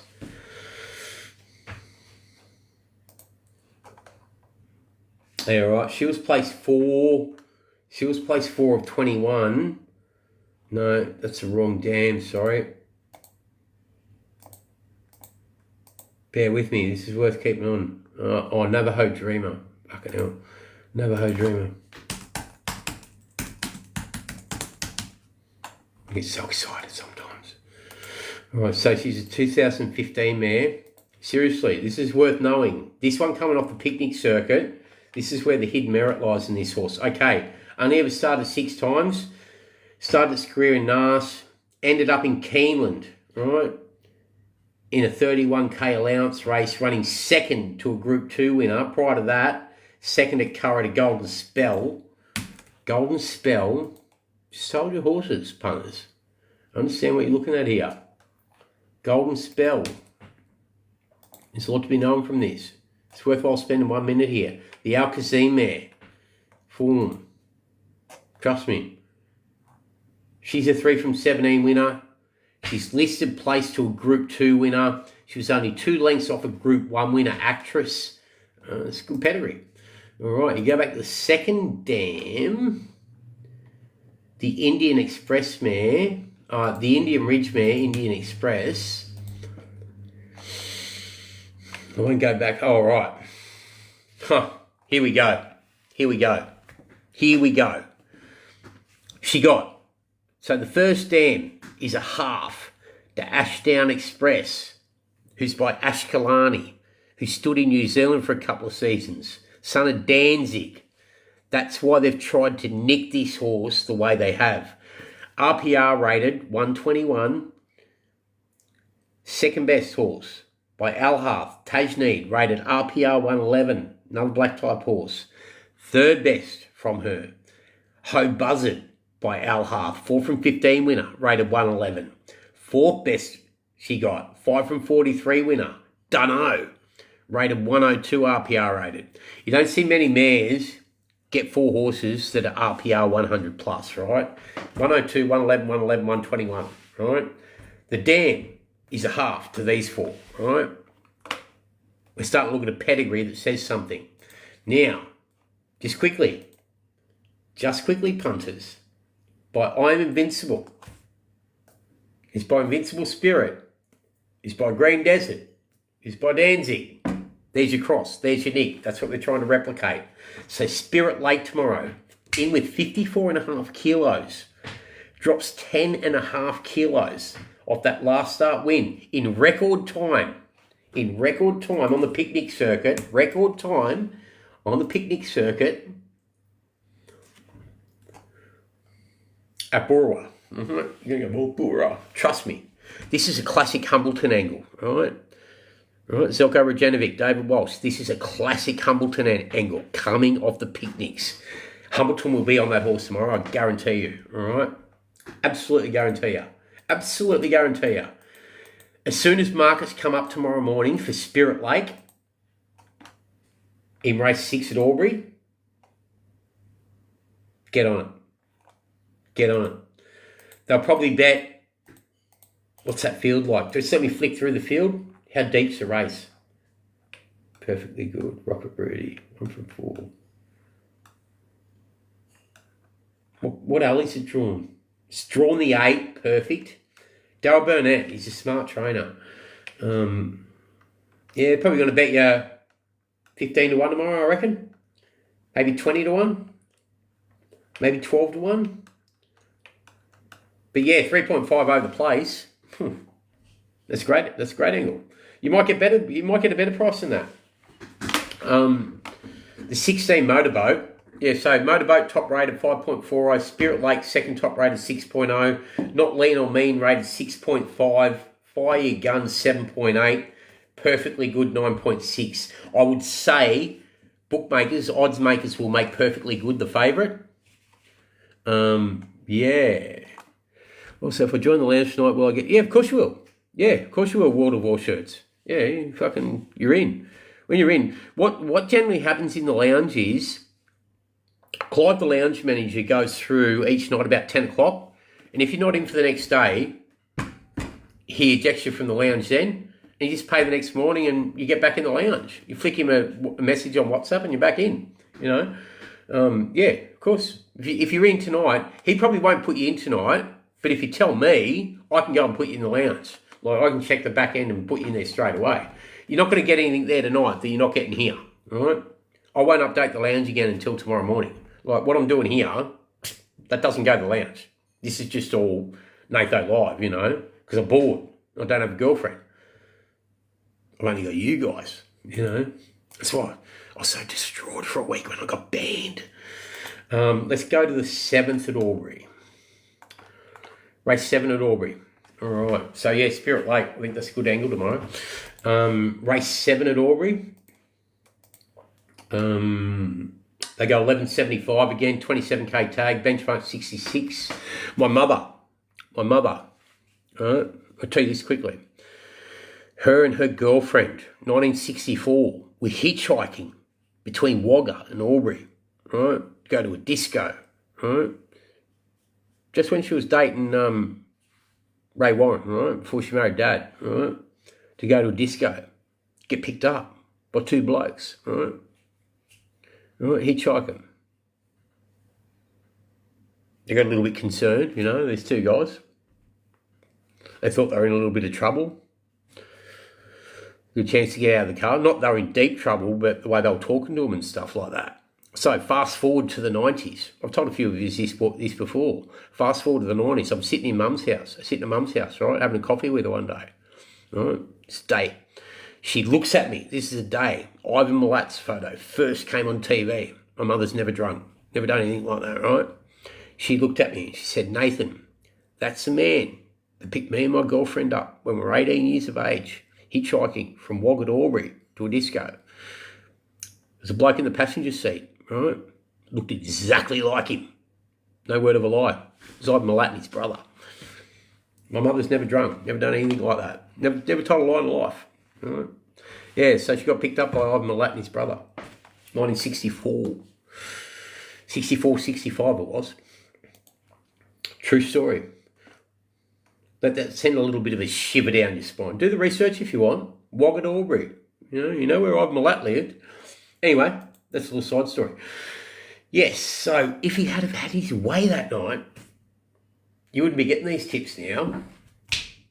You're somewhere in the forest or something like that, even though that was much later, but, you know, I just thought I'd add that in. Race 7, Albury. Well, obviously the favourite here's going to be Grinsinger Moon. Did that go around today? Did we see that win today? What Grinsinger won today? Grinsinger Bell, I think, wasn't it? It was Grinsinger Bell that won today, I think, from memory. Yes. Very good sire, Pewson Saloon. Don't underestimate him, the son of Shamartle. Remember when he won the Queen Elizabeth in 2005, was it? Pewson Saloon won the Queen Elizabeth. Yeah, I thought he'd win the Melbourne Cup next year. Never came to the Melbourne Cup next year. I think that was the third of Makybe Diva's 3 the next year. It might have been the year that Makybe Diva won a third, the Pewson Saloon won the 2,000 metre race that year. But anyway, very good horse. Race 7, tell you what's happening here. On top, Grinsinger Moon, unbeaten last 3, dominant wins, ideal barrier, scope for more, lightly raced.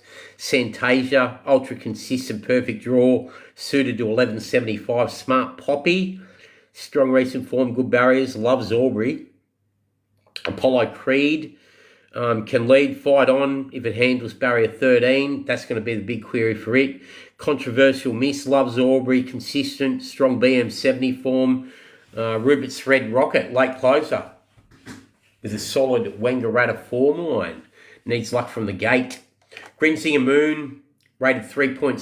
Santasia 5.0. Smart Poppy 6.5. Apollo Creed 8.5. Controversial Miss 15. Red Rupert's Rocket 19. Chasing a Quid 25. Others longer. I don't think you're going to get a price Grinsinger Moon. It's going to be a non-betting race. It'll probably go around 2.5. That's probably the way they'll frame that market, I would say, logically. But yeah, if you get a price Grinsinger Moon, you know, 3.50 or better, it's probably going to be worth having a go at. Probably 3.7 you really want. A little bit more to do there. Race 8, I'm going to finish Albury off.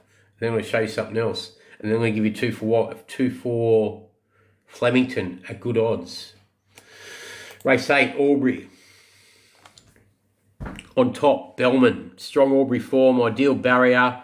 Nick Haywood up. That's a major bonus. Janik, Albury BM66 win. Was good. Loves the track. In form. This is a deep race. Imposing Tulla. It'll probably be on the front end. Strong Albury record. Its recent form's good. Downton's Abbey. It's probably the big query. The Golden BM58 win recently was good.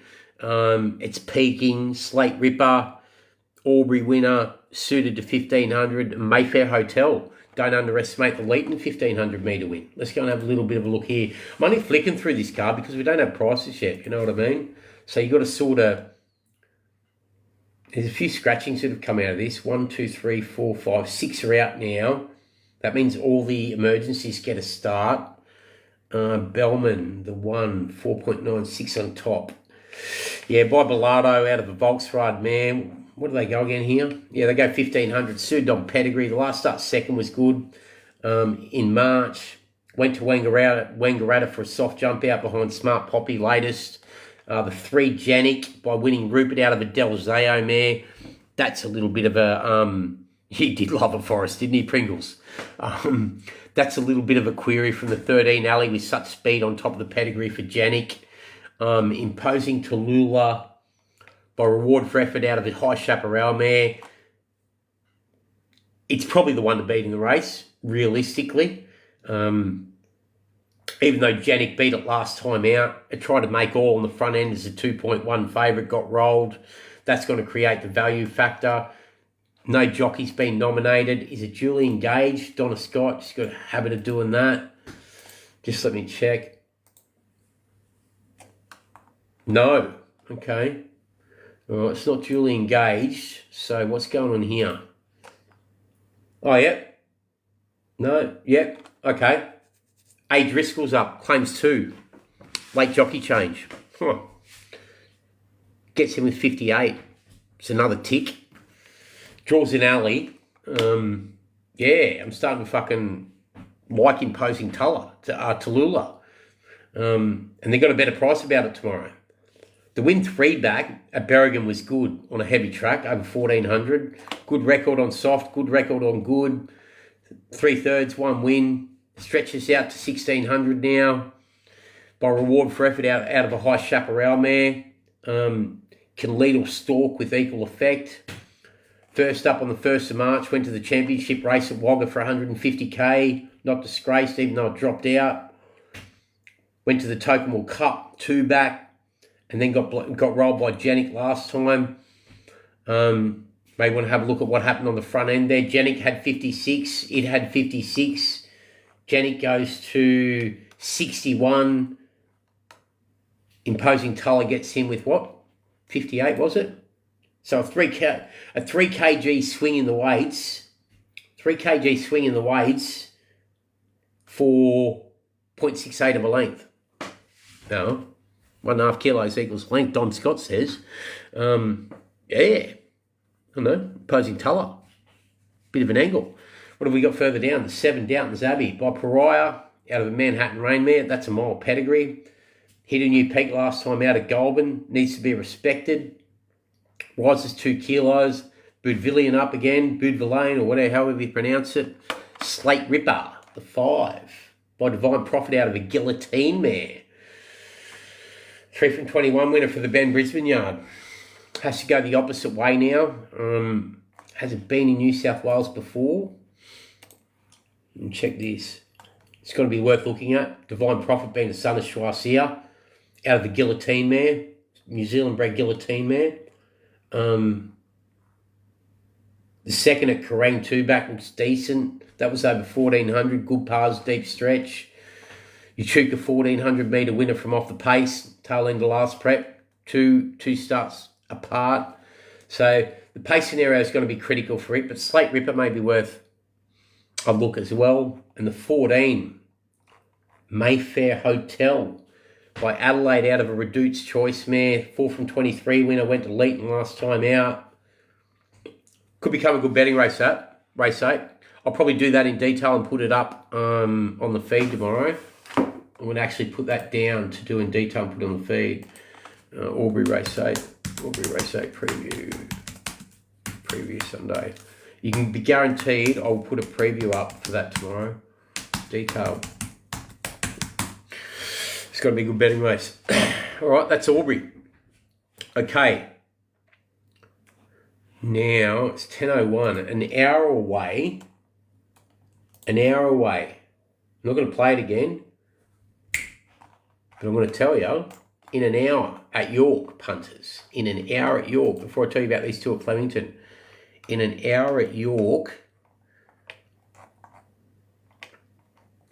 just hold your horses.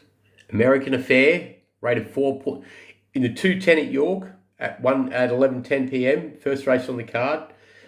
American Affair rated 4.36, goes around 5.90 on exchanges. Chagrin rated 5.5, goes around 10.0. JM Jungle rated 6.5, is 8.8. Look, I think this is more an exotic betting race more than anything. Look, you can play it how you want to play it, but I've given the preview out before. But if you want to play the multis in this race, box them in either your trifecta or your first 4. American Affair, Chagrin, JM Jungle, Spartan Arrow, Pilgrim, Phantom Man. So American Affair is the 4, Chagrin is the 1, JM Jungle is the 8, Spartan Arrow is the 3, Pilgrim is, where's he? The 5, and Phantom Man is the 9. If you want to go wider than that, Zulu Chief and Nazron, it's a big field. Race 2, the 242. Sisyphean is now in the favourite. Blue for You has drifted to 6.2. Wow. Blue for You, 4.24. Do like it. Northern Express, the other one, out to 16.5. Blue for You rated 4.2. Northern Express rated 5.3. Sisyphean's rated 6.35. It's now into 5.90. Now, I'm going to play race 4 on the card at York. The Dante, the Group 2 Dante Stakes. I'll give you the 310 again first. And then the 345, then we do Flemington. This Here's is the your 310. rewritten York Race 313 Middleton Philly Stakes Group 2 preview, tailored for Seraphin to deliver live with pace, rhythm, and that signature edge on TikTok Live. York Race 313 Middleton Philly Stakes G2. This is high-class fillies company. A mix of tested group-level firepower and raw upside. York's good to firm deck is playing fast, and the race sets up for those with tactical speed and a turn of foot. See the Fire, Barrier 4, is your likely leader and the standout on paper. Group 3 winner at York, runner-up in a Group 1 at Goodwood, and fit from a Sandown return. Oisin Murphy rides her aggressively. Expect her to roll forward, set the pace, and try to pinch it off the bend. She's a pure York type on her preferred ground. Beautiful Love brings international class. Group 3 winner in the States, ran 4th in a Grade 1 at Del Mar, and while her Newmarket run was a bit off, Buick and Appleby won't miss twice. She'll stalk the pace and pounce late, suited by the 1min2F trip and rattling ground. Doha is bred in gold by See the Stars out of Treveve. Won a St. Cloud listed, placed in a Group 3 at Sandown, and shapes like there's more to come. But fresh up and firm ground? Small question marks. Big engine though, Royal Dress could be the blowout. Kerr Group 3 winner, unbeaten first up, and stepping up to 1min2F could bring her to the boil. Watch for her late if the leaders soften each other. Nikhil adds a stamina angle. Group 2 winner over 1min6F at Donnie. This trip might be short of her sweet spot, but she placed here over 1min2F in listed grade and stays forever. If they crawl, she comes into it. Shoe Life is the X factor. Crushed them in Italy in a Group 2, but this is a different arena. First go in the UK, new ground, new pressure. Could run top 3, could flop. She's got boom or bust written all over her. Map, See the Fire leads with Beautiful Love and Ambiente Amigo handy. Ground favors speed and precision. This isn't a waiting race. They'll need to be in position turning for home. Top 6 chances, 1 See the Fire, 2 Beautiful Love, 3 Royal Dress, 4 Doha Hive, Nakhil, 6 Shoe Life. Eyes on See the Fire. She's got the track, the pace, the rider. But don't blink. The cavalry's coming. Next race when ready, mate. Let's keep ripping through them. Settle down. All right, so the favourite in this race is the Caesar Stars horse. I want to tell you something. I've mentioned this once before. For yous that are laid in, or for you people, not yous, that are laid in, I think you can play this on an each way angle. It's a great place bet. Marco Botti, first time trained. Out from Italy, Sue Life. By Sioux Nation out of Rip Van Winkle mare. Bred for it. Flying. This horse is the outsider in the field. Italian Group 2 winner. 7 from 10. I think it's going to run a big race. 30-1. David Egan's up. Yeah. I really like it. From an each way perspective at 30-1. Top 3, you're getting 5.9. 5.9, I think. 5.3. 5.3 the drum at the moment on exchanges. Maybe back at starting price, BSP. And top 4, like as it gets closer to post time, this market will compound. You get a lot more money on, right? But top 4 in a field of 8 at 3.25, it should be 1.60, 1.70. Probably one of the... Who's the best jockey I've ever seen? Geez, best jockey I ever learned from was Greg Hall. Maybe Gavin Eads. Best jockey I've ever seen? Probably Kieran Fallon. I'd have to rate Kieran Fallon right up there with the best I've ever seen. Even though what he did to Ballinger Ridge, I still think about that. That was criminal. I think he had a gun held to his head over that. And you saw Paddy Gosgrave did the same thing the other night, a couple of weeks ago. Sat up, looked around, pulled it on the line, got rolled. I think he got 28 days for it from memory. J-Mac, no. He's very good, but he's not the best. Nowhere near the best. geez, I probably wouldn't even put him in the top 10. You know? Not globally of all time that I've seen over 30 years. He gets best up. I'm not going to knock him. He's got a great mind. But I think there's plenty better jockeys around than James McDonald. He's very good, but he's overbet. He's not a betting angle, is he? You know, any horse that he's on always starts unders generally. Yeah, I'm going to play this race now, 3:45 at York, but that's Sue Life. It's worth backing tonight in the 3:13. I'm going to play the 3:45, and then we're going to do Flemington. This is a 3:45 race 4 at York tonight. Here's your TikTok live ready rewrite for York Race 3:45. Al Basti Just quickly, this is the one of the Derby trials, all right? World Dubai Dante Stakes, Group 2, 1 meet 2F56Y. The headline act, written with impact, tempo, and perfect flow for Seraphin to fire it out. York, Race 3:45, the Dante Stakes. Derby trial, big stage, bigger pressure. This year's Dante is stacked. Proven group types collide with undefeated hype horses. The track's flat, the ground is fast, and the setup is clean. Pace early, power late. The Lion in Winter is the headline, unbeaten. Group 3 Acomb winner on this track, RPR 128.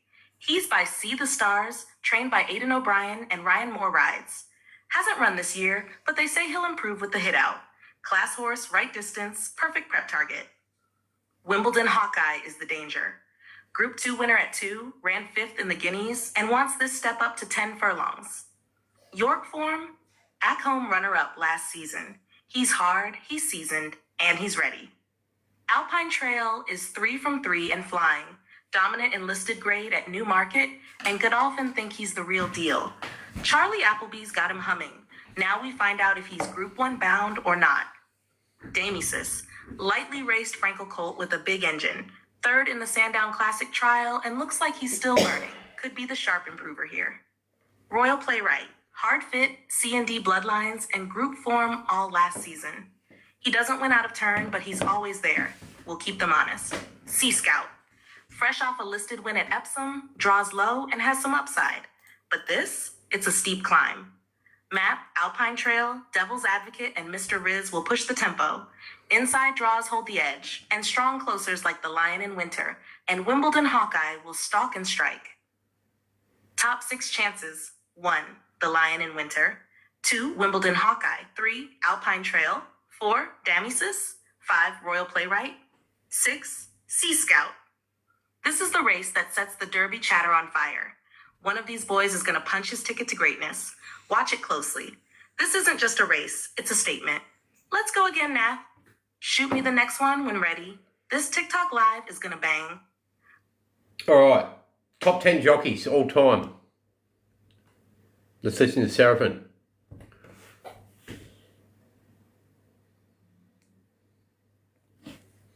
Yeah, I'll ask her.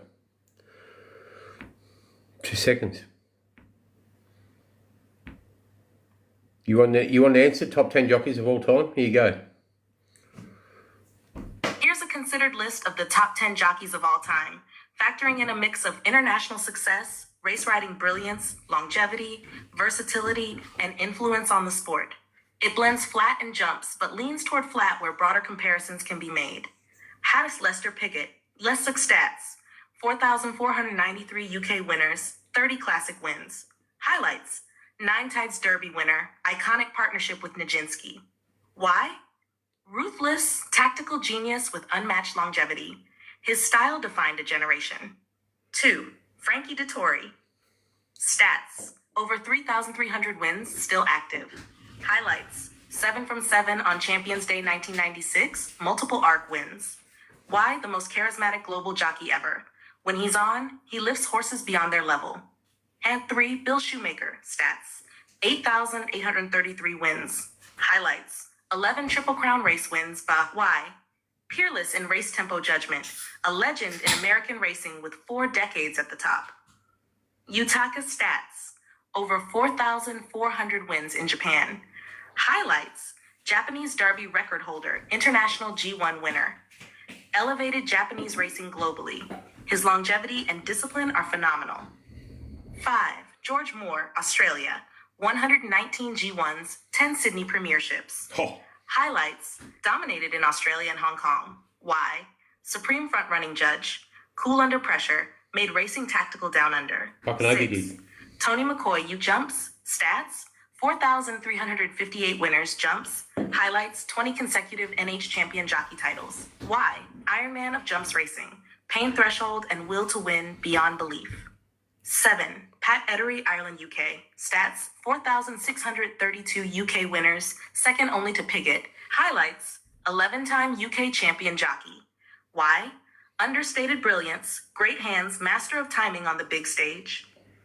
8. Damien Oliver, Australia. Stats, over 3,100 wins. Highlights, 3 Melbourne Cups, multiple Cox plates, Caulfield Guineas King. Why? Big race temperament, elite balance, the full package in Australian racing. Fucking hope he was. 9. Angel Cordero Jr., Rico. Stats, 7,000 plus wins. Highlights, 3 Kentucky Derbies, tactical innovator in NY circuit. Why? The first Latin superstar in US racing, intimidating race smarts. Ryan Moore, UK. Stats, 170 plus G1s worldwide. Highlights, the Coolmore #1 wins in 14 countries. Why? Clinical, cerebral, elite under pressure, adaptable to every racing jurisdiction on Earth. Honorable mentions: Hugh Bowman, Winx's pilot and a big-time rider. Glenn Boss, 3 straight Melbourne Cups with Makey B. Diva. Chris Waller's best ally, Yuval Moreira and Zach Purton, Hong Kong-era legends. Shoichi Kawada, modern Japanese master. Johnny Velasquez, Javier Castellano, Mike Smith, U.S. elite tier. Braulio Beza, Lafayette Pinkay Jr., 60s, 80s U.S. greats. If you want a pure Australian top 10 or a top 10 by decade or surface, turf versus dirt, I'll happily run that too, mate. All right, Australian top 10. Let's find out. 2 seconds, Bunners. 2 seconds, and I'll give you the Australian top 10. Here you go. The Australian top 10 jockeys.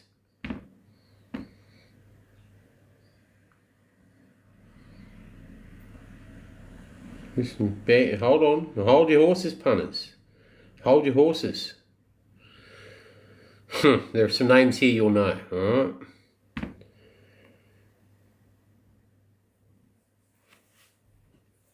Here's your Australian Righto, top 10. Lynchy. Here's a deep, no bullshit top 10 Australian jockeys of all time, factoring in Group 1 success, longevity, big race temperament, impact on the sport, cross-era adjustability. Tough to compare, but form is form. Hashed 1, George Moore. Why 10 Sydney Premierships, 119 Group 1s before we had as many G1s? Yes. Riding style, tactical, authoritative, master of tempo. Legacy, revolutionized race riding in Australia and Hong Kong. The original alpha.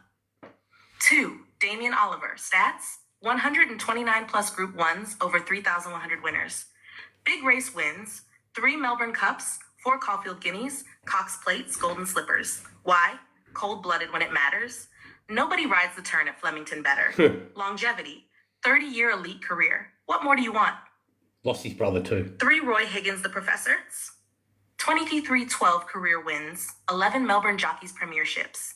Highlights, 2 Melbourne Cups, champion of the 60s and 70s. Why?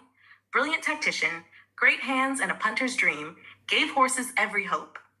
4, Hugh Bowman. Stats, 100 plus Group 1s. Highlights, 25 straight wins on Winx, Japan Cup, Hong Kong G1s. Why? Calm in chaos. Trusted by Waller in the biggest moments. Yeah. Versatile globally. How to 5, Mick Dittman, the enforcer. Stats, 88 Group 1s, 1,700 Couldn't lift plus the winners. horse. Why? As strong as they come. Got everything out of a horse. Legacy, from Luskin Star to Strawberry Road, he owned the 80s. Pure Fucking muscle oath he and did. precision. 6, Jim Cassidy Pumper. Stats, 104 Group 1 wins. Big races, 2 Melbourne Cups, Kiwi, Might and Power, Golden Slippers, Cox Plate. Why? Showman and gunslinger. Knew when to pounce and when to wait. Charisma. The people's champ, but stone cold under pressure. 7, Glenn Boss. Stats, 90 plus Group 1, iconic run, 3 Melbourne Cups on Maccabi Diva. Why? Unmatched flair in big moments. When Bossy was hot, punters followed. Tactical brilliance, genius with momentum horses. 8. Darren Beedman. Stats, 94 Group 1s, Australia plus HK. Highlights, champion for Bart Cummings and then Hong Kong. Yeah. Why? Polished, disciplined, devastating in the saddle. He made horses lift. Adaptability, dominated both Sydney and Sha-Tin. Hard to do. Scobie Bresley. Era, 1940s, 60s. Stats, over 3,500 wins, 5 kinds Melbourne Cup top rider. Why? Champion in Australia and England, 4 times UK champion. Whoa. Legacy, first great global Australian jockey. 10. Craig Williams. Stats, 60th still active. Big races. Melbourne Cup, Cox Plate, Caulfield Cup, multiple international G1s. Why? One of the most intelligent jockeys. Studious, relentless, and tactically flexible. Public figure, strong ambassador for the sport. Great form student. Honorable mentions, and they could be top 10 in another decade. Zach Purton, dominant in HK, Aussie apprentice roots. Yuval Moreira, not Aussie, but shaped by Aussie racing. Luke Nolan, underrated, black caviar brilliance, and strong metro record. Larry Cassidy, multiple premierships, G1s across states. Karen McEvoy, 3 times Melbourne Cup, huge career longevity. Brent Thompson, the babe, dominant in 70s, 80s, especially with Saintly. If you want a top 10 current Aussie jockeys list or a decade-by-decade best, just say the word, or I'll break it by states. NSW Vic Legends. Whatever you want, mate. Hold on. Seraphin, do me a favour. Give me the top 10 jockeys in Australia right now.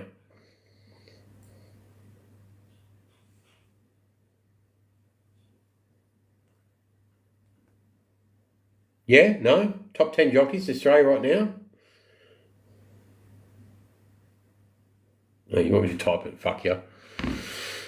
Top 10 Australia right now. Let's get top 10 Australia right now. Then we'll do Flemington. Because this needs to be answered. I need to know why James McDonald has not been mentioned. I want to ask you this and I'm going to find out why she hasn't mentioned James McDonald. Said type it. Hold on.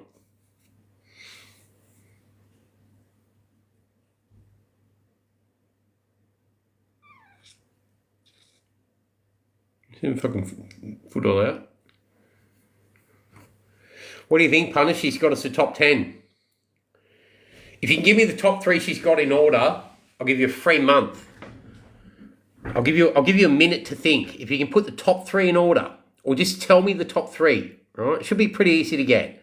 If you can tell me the top 3 she's got, I'll give you a free month to best 5. Anyone who gets it, first person to get it.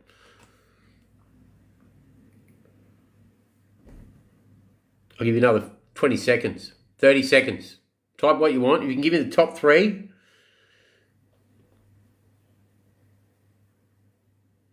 Let's go to this race. Let's go to the next venue, punters. And any one of you so can give me the top 3 right now that she's got. Even 2 of the top 3. Fuck, shouldn't be hard to do. No, you got to give me the top 3. Ooh, we only got 1. World of War Shots. First to get the top 3 gets a free month. McDonald's one of them. Ooh, you got 2 of them, Trade Gun. You only get 1 guess each. You got 2 of them, Trade Gun. And you got them in order too. You're a good judge, brother.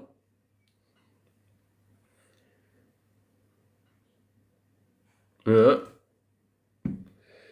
By the time I play it, the closest answer gets a free month. And you've got it at the moment, Trade Gun. No, not Nash. What's the third one, punters? You've got McDonald's Shin. What's the third one, punters?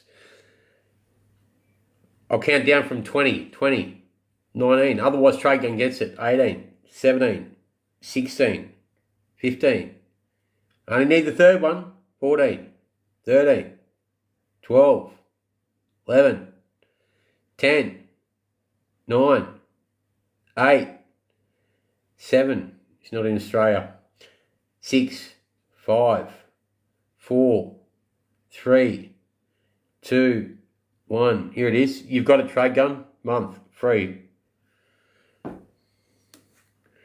Here it comes. As of mid-May 2025, here's a comprehensive look at the top 10 Australian jockeys currently riding, based on their recent form, Group 1 success, versatility, and overall impact on the national scene.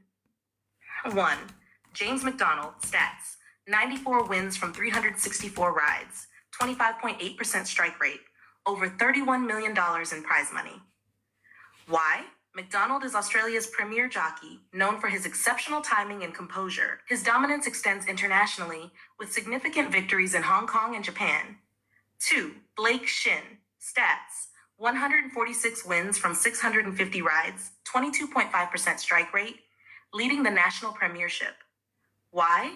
Shin's aggressive riding style and adaptability have made him a top choice for major races across Australia.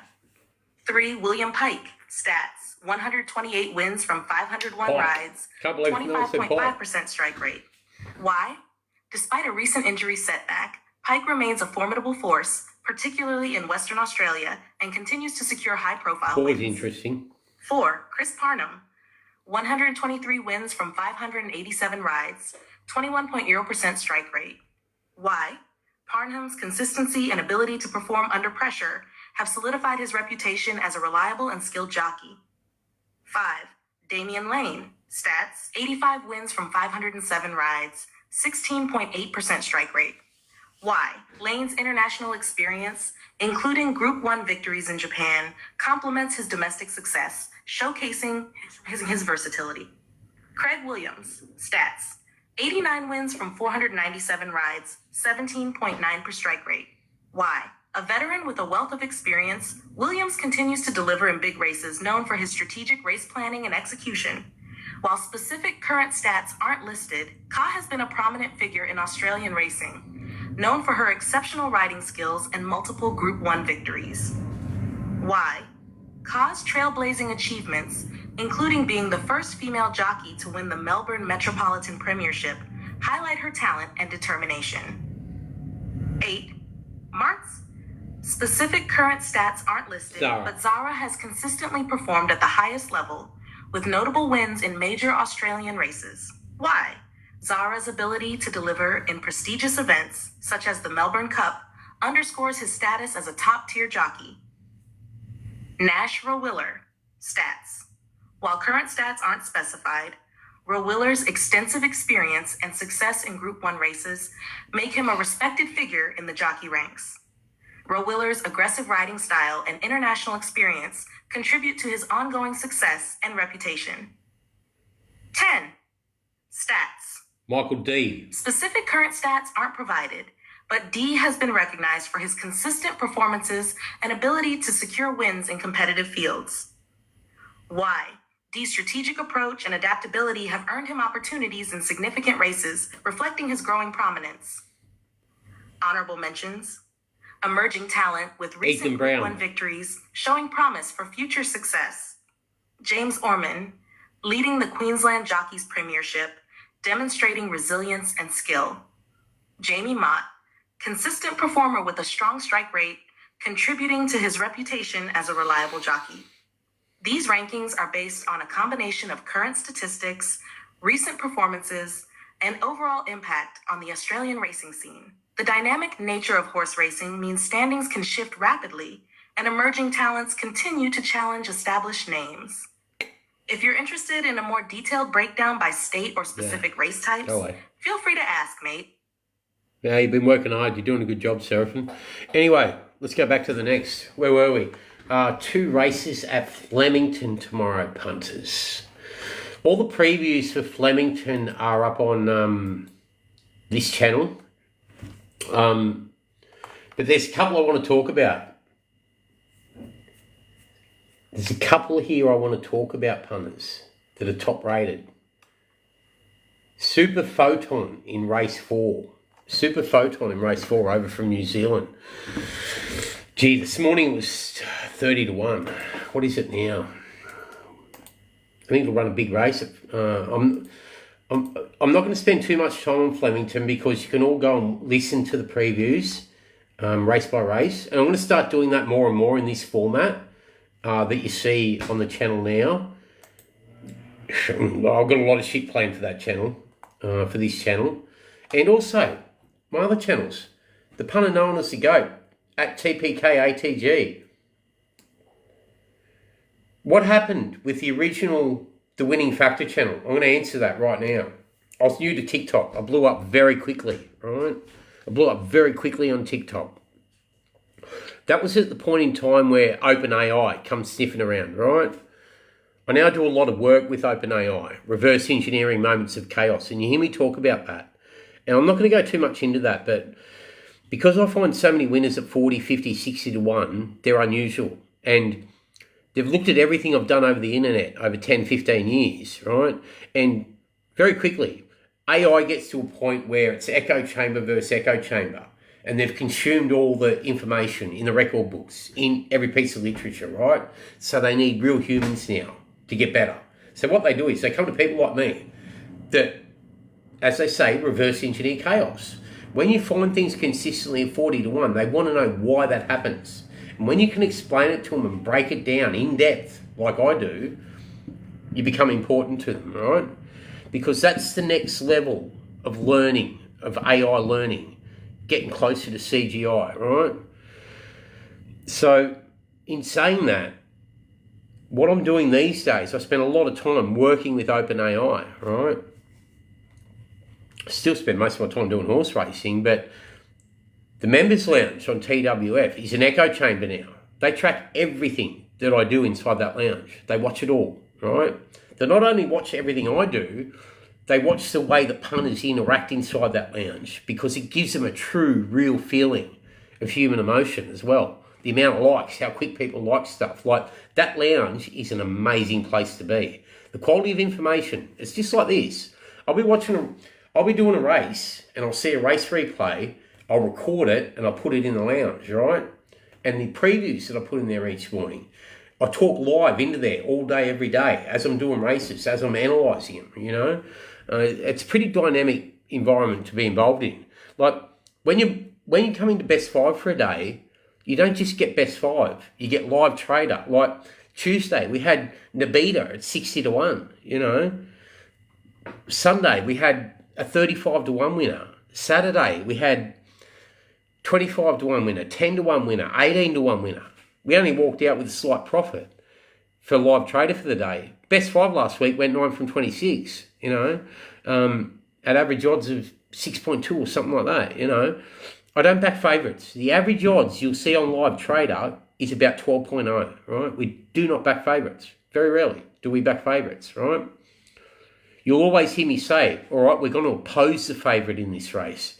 I find races where the favourite looks weak and I want to oppose it generally, right? And find advantage elsewhere in the market. It's such an important part of racing. But yeah, fuck. That horse that I just mentioned to you in race 4, Super Photon. Let me just go up to it and pull it up. Let me just pull it up. Super Photon, race 4 at Flemington. It's going to be a good betting race, this. But yeah, all the races for Flemington are already up. I want to start to put a lot more of those previews up day to day. Now that I'm getting more in tune with how AI works and how you can use it towards social media and how quickly you can produce content, it's just going to get better and better, what I do here. You saw me do all the races at Flemington today, but the reason the winning factor got banned, it blew up too quick. OpenAI come at me in November of last year, and, you know, we had an argument. Me and TikTok had an argument, so they shut the winning factor down. I then started Hot Tips 365. This channel, twf.horse.racing, has been around since then. Back then I had 3 channels. The main winning factor channel, twf.horse.racing, and TWF Dancing Girls, which was a fun channel for the dancing girls that work in the lounge, which is all a coy term, you know, like, it's just the way I do racing, right? So twf.horse.racing has become the main channel now, right? When you get a channel shut on TikTok's very strict on their rules. That's why I got banned. That's why I got suspended for going live for a week. because I had an argument with someone last week and I said some shit I shouldn't have said. So they said, no, you've got to have a week off, all right? Like, I'm pretty high up on the creator list, all right? Very high up on the creator list. And I blew up their algorithms, all right? You only do that when you tip 50, 40, 60 to 1 winners consistently, all right? I don't sit here and proclaim to be a genius, but what I do know, I'm very good at what I do, that's why I go at people when they sell scams, all right? Like those guys from the system, all right? One of my son's mates went and bought from them, and my son rang me, all right? He goes, Mark, what's going on here? Went and looked into it. Subject for another day, but go and look at the videos I've put up. Like, yeah, I know I'm skirting between subjects, but don't buy something for $15,000 or $25,000. You don't need to pay that for horse racing. It's ridiculous. Absolutely ridiculous. All right. You get there's a lot of great content out there. Right? A lot of great content. You just got to know who to go and see, who to listen to. Generally, the people that are real are the people like me that are straight up, that talk horse racing day in, day out, and know it mathematically. And consider here, like, we're 2 hours into a live, we haven't even started yet. Like I posted earlier, this live will go for 3 or 4 hours. It might go for 6 hours. I don't know. But, Joe Rogan does lives for fucking 3 or 4 hours. And they're all, cut and done this, done. I don't do it. I hit record and I say what I think. And I'll talk for hours about it. I don't stop because I've got a lot inside this head and a lot of content to put out there in the marketplace. I don't need to sell it. Anyway, let's go to these two at Flemington. All right? I don't want to get too caught up and getting emotional about fucking idiots. Flemington, race 4, Super Photon, I think it was. Currently 27.0, 6.0, right? It was top rated in race 4. Let me just go pull this for a second. So you don't have to go and check it, right? Not check it, but just listen to this for a second, right? Home, profile. Yeah, so I've got lots of channels. Like, people go, why you got so many channels? I don't hide from the channels. I link them all. They're all friends with each other. Some people follow this channel. Go and follow at TPKATG, the punter knowing us to go. That's the next biggest channel. Go and follow at Hot Tips 365 Oz. I had at Hot Tips 365, but I blew it up. It got too big too quick, and I had a big argument with a couple of people. It got shut down. There's every chance this channel will get shut down in 6 months' time or 3 months' time. I'll just go on to the next one. TikTok keeps on letting me do it. They're becoming more, we're growing a better relationship between each other now. You know what I mean? When you blow up algorithms, that's what happens. How do you control people that blow up algorithms? All right? And that's the truth. That's the honest truth. There's no hidden agendas with what I do, But punters, like, this, race 4 at Flemington tomorrow. I'm just going to pull this up. Where am I? Search at twf.horse. Oh, I'm on another account on this phone. .racing. It's the old story, like, professional punters hang around professional punters. People that bet on racing hang around people that bet on racing. Like the number one analyst at Best Bets, Mark Wise, right? He worked for me for years. I trained him, right? Anyway, race 4, Flemington tomorrow. Here we go. Let's go again. Flemington, race 4, Saturday. Dig in. He's Seraphin. 1,400 meters, 3YO handicap. Race 4 at Flemington is the K.A. Morrison handicap, a sharp and deeply talented 3YO contest then we'll go to over 1,400 meters, stacked with form runners, progressive types, and tactical intrigue. The track is rated good 4, the rail is out 4 meters, and that combination should deliver a fair racing surface across all lanes. No major bias expected. We're set for genuine speed, with Zerang from barrier 1 and Ruta Royale from barrier 7 likely to set up a strong tempo. That shapes the race perfectly for runners with sustained speed and a strong finish. The clear top pick He arrives off 2 stylish wins in New Zealand, is undefeated at the 1400 meters, and brings a serious turn of foot. Barrier 4 gives him every chance to settle mid-pack and pounce late, and with Jordan Childs riding, he looks perfectly set to continue his rise. He brings class, upside, and a lethal finish. He's the one to beat. Calcalo is the danger. He was sharp winning at Caulfield, handles the 1400 meter beautifully, and draws sweetly here. Trained by Sieran Meher, with a touch of tactical versatility, he'll be stalking just off the pace and has the strength to match strides late. The form around him is strong, and he's trending up. Ruta Royale has been ultra consistent, putting together strong Flemington efforts, including a gutsy third in the Vobis Sires Guineas. He maps to roll forward again from Barrier 7, and the McAvoy camp excels down the straight and over these trips. He's the one they'll need to get past. Strings Attached brings listed form and comes from the powerhouse Mick Price and Michael Kent Jr. stable. He has the class to measure up, but the wide draw in Barrier 13 makes it tricky. If he can slot in without working too hard, he'll be there late, but the map's against him. Daggers deserves respect, coming through English sprint form lines, which often hold up. He was midfield in that high-pressure contest, but finds a more suitable setup here at 1400 meters and gets in well at the weights. Zurain, from the inside draw, has the pace to hold the rail and control the race early. He was strong to back at Sandown and is a place hope if he gets it his way up front. Others, like Just for Show and Taken, are capable types, but are drawn awkwardly and may need everything to go right if the race doesn't break open. All up, this is a strong edition of the K.A. Morrison, and the key lies in how hard they go up front. If Zurain and Ruta Royale turn it into a true test, look for Super Photon and Calcolo to launch late and fight it out. Class and map favor Super Photon, but don't discount a bold performance from the Mahar-trained runner. Top predicted contenders: Super Photon, 2 from 2 in New Zealand, perfect 1400 meter record, and maps to strike.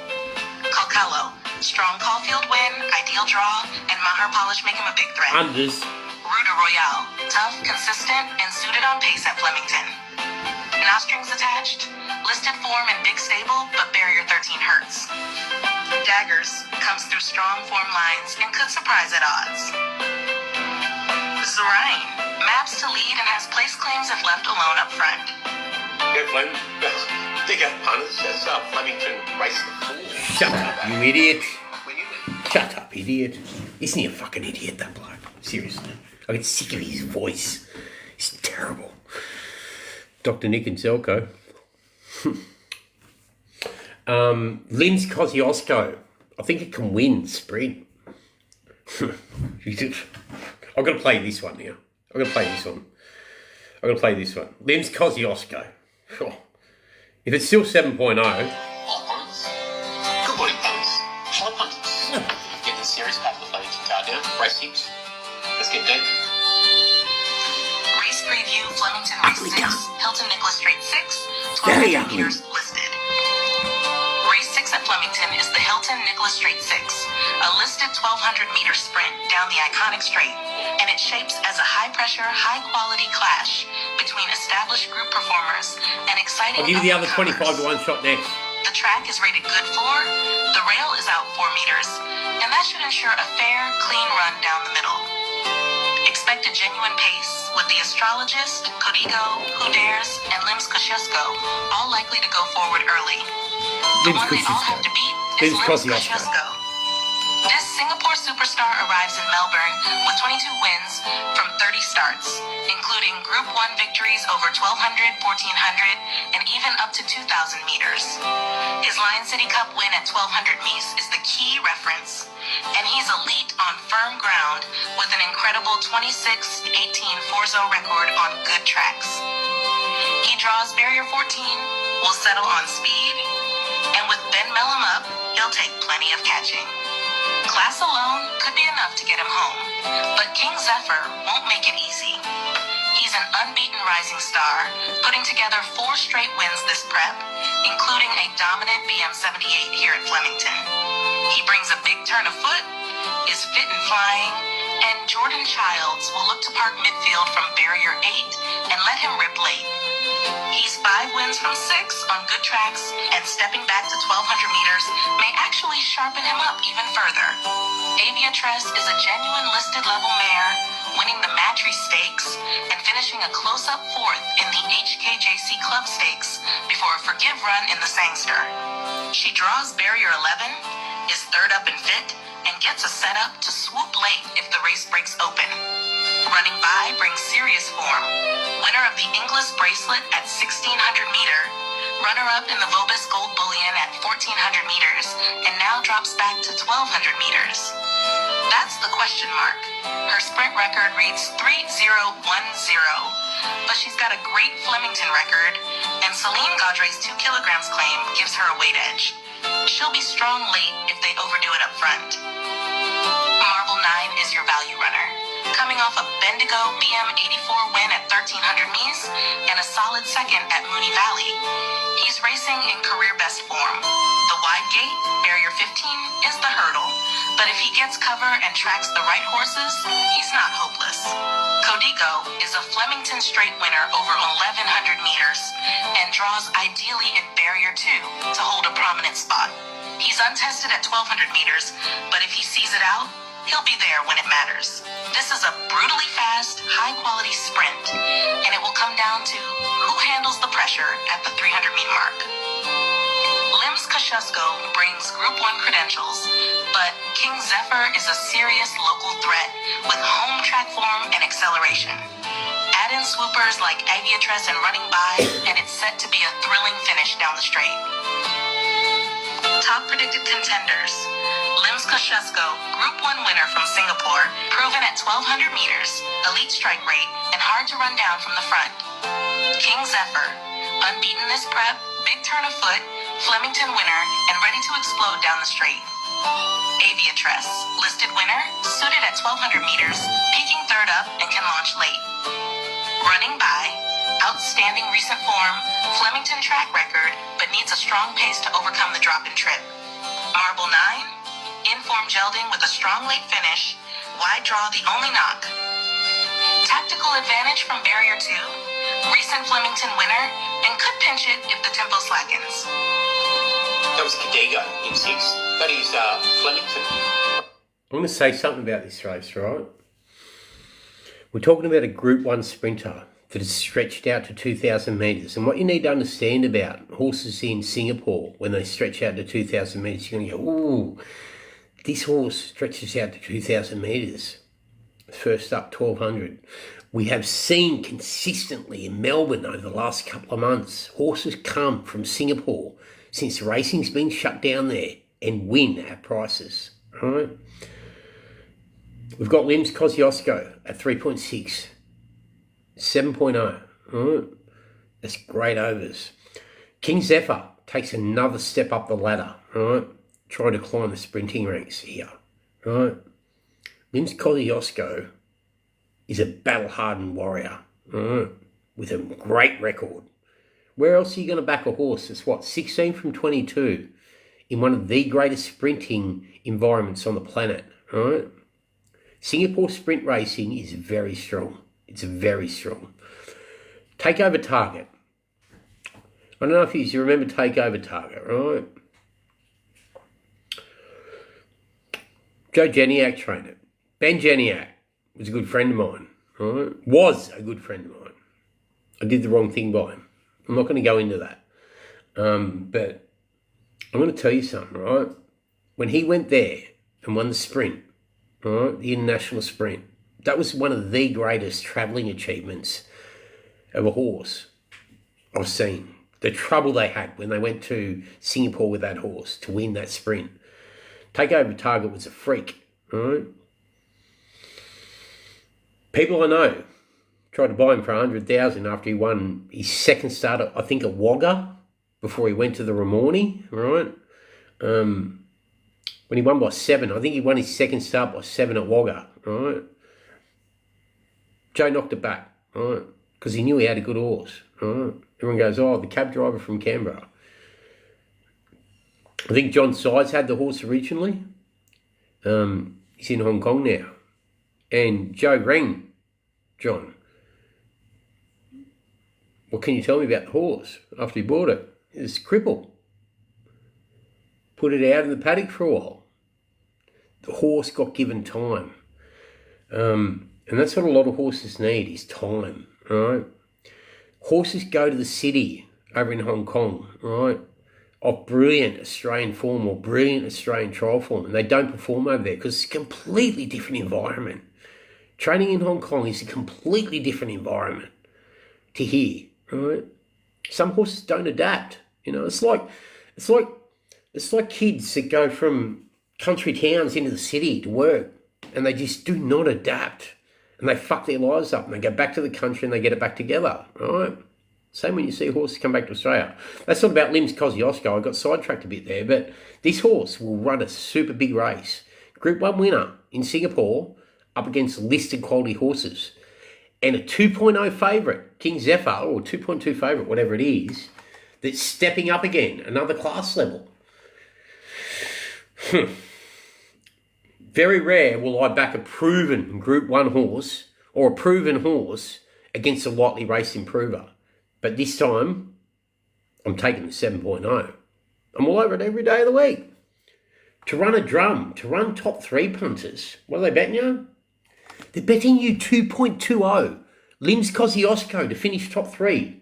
It's now 7.5 to win, 2.2 the drum. It's ran first or second, 22 wins, 4 seconds in 30 career starts in one of the toughest sprinting environments on the planet. Asian sprint racing is the toughest environment. Great Japanese sprinters struggle to go to fucking Singapore and win, right? Punters, they're offering you 2.2 at the moment to run top 3. Limbs Kosciuszko. 45% chance, 100 divided by 2.2 is 45.45. Right? Come on. Are you telling me that horse is only a 45.45% chance to run in top 3? Maillard, Mellama. Not Kirima, but with Ben Mellama. Same trainer. He's come back to Australia. Right? Punters. He's come in with his champion sprinter. Do you think he's going to get it wrong first up? Seriously. 2.2 the drum. Fucking hell, wow. Probably should be 1.55. Right? 3.2 the win, 1.55 the drum. If the syndicates don't take advantage of it, which I think they will, right? Don't want to start 7.5. We'll probably start 5.5.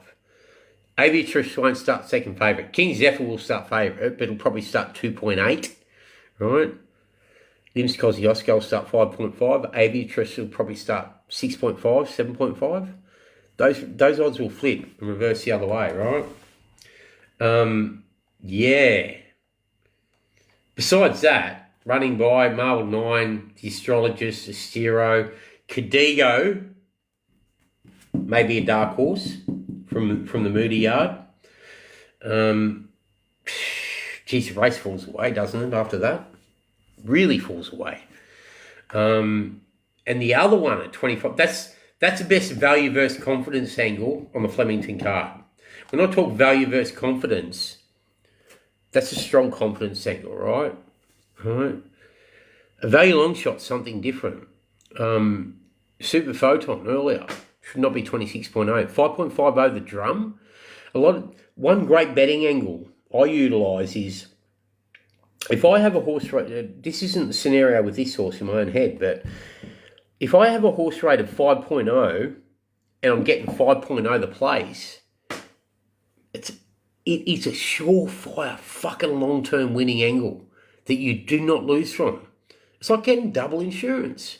You got something rated 5.0 the win and they're going to back you 5.0 the place, you know. People go, oh, but you must have it wrong.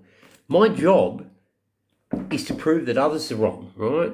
Is to prove that my knowledge is better than the rest of the betting public, better than the bookmakers. And I'll fucking back myself because I know I've been doing this 30 years, right? Yeah, but anyway, the other 20 to 1 shot that I wanted to talk about on this card You go listen to all the previews. They're all on this channel, right? There was one more of them. I think it may be this one. Just let me check this. Hold on. I'm not going to throw a bone and have it shot in the air and splinter into pieces. I want to make sure this is right.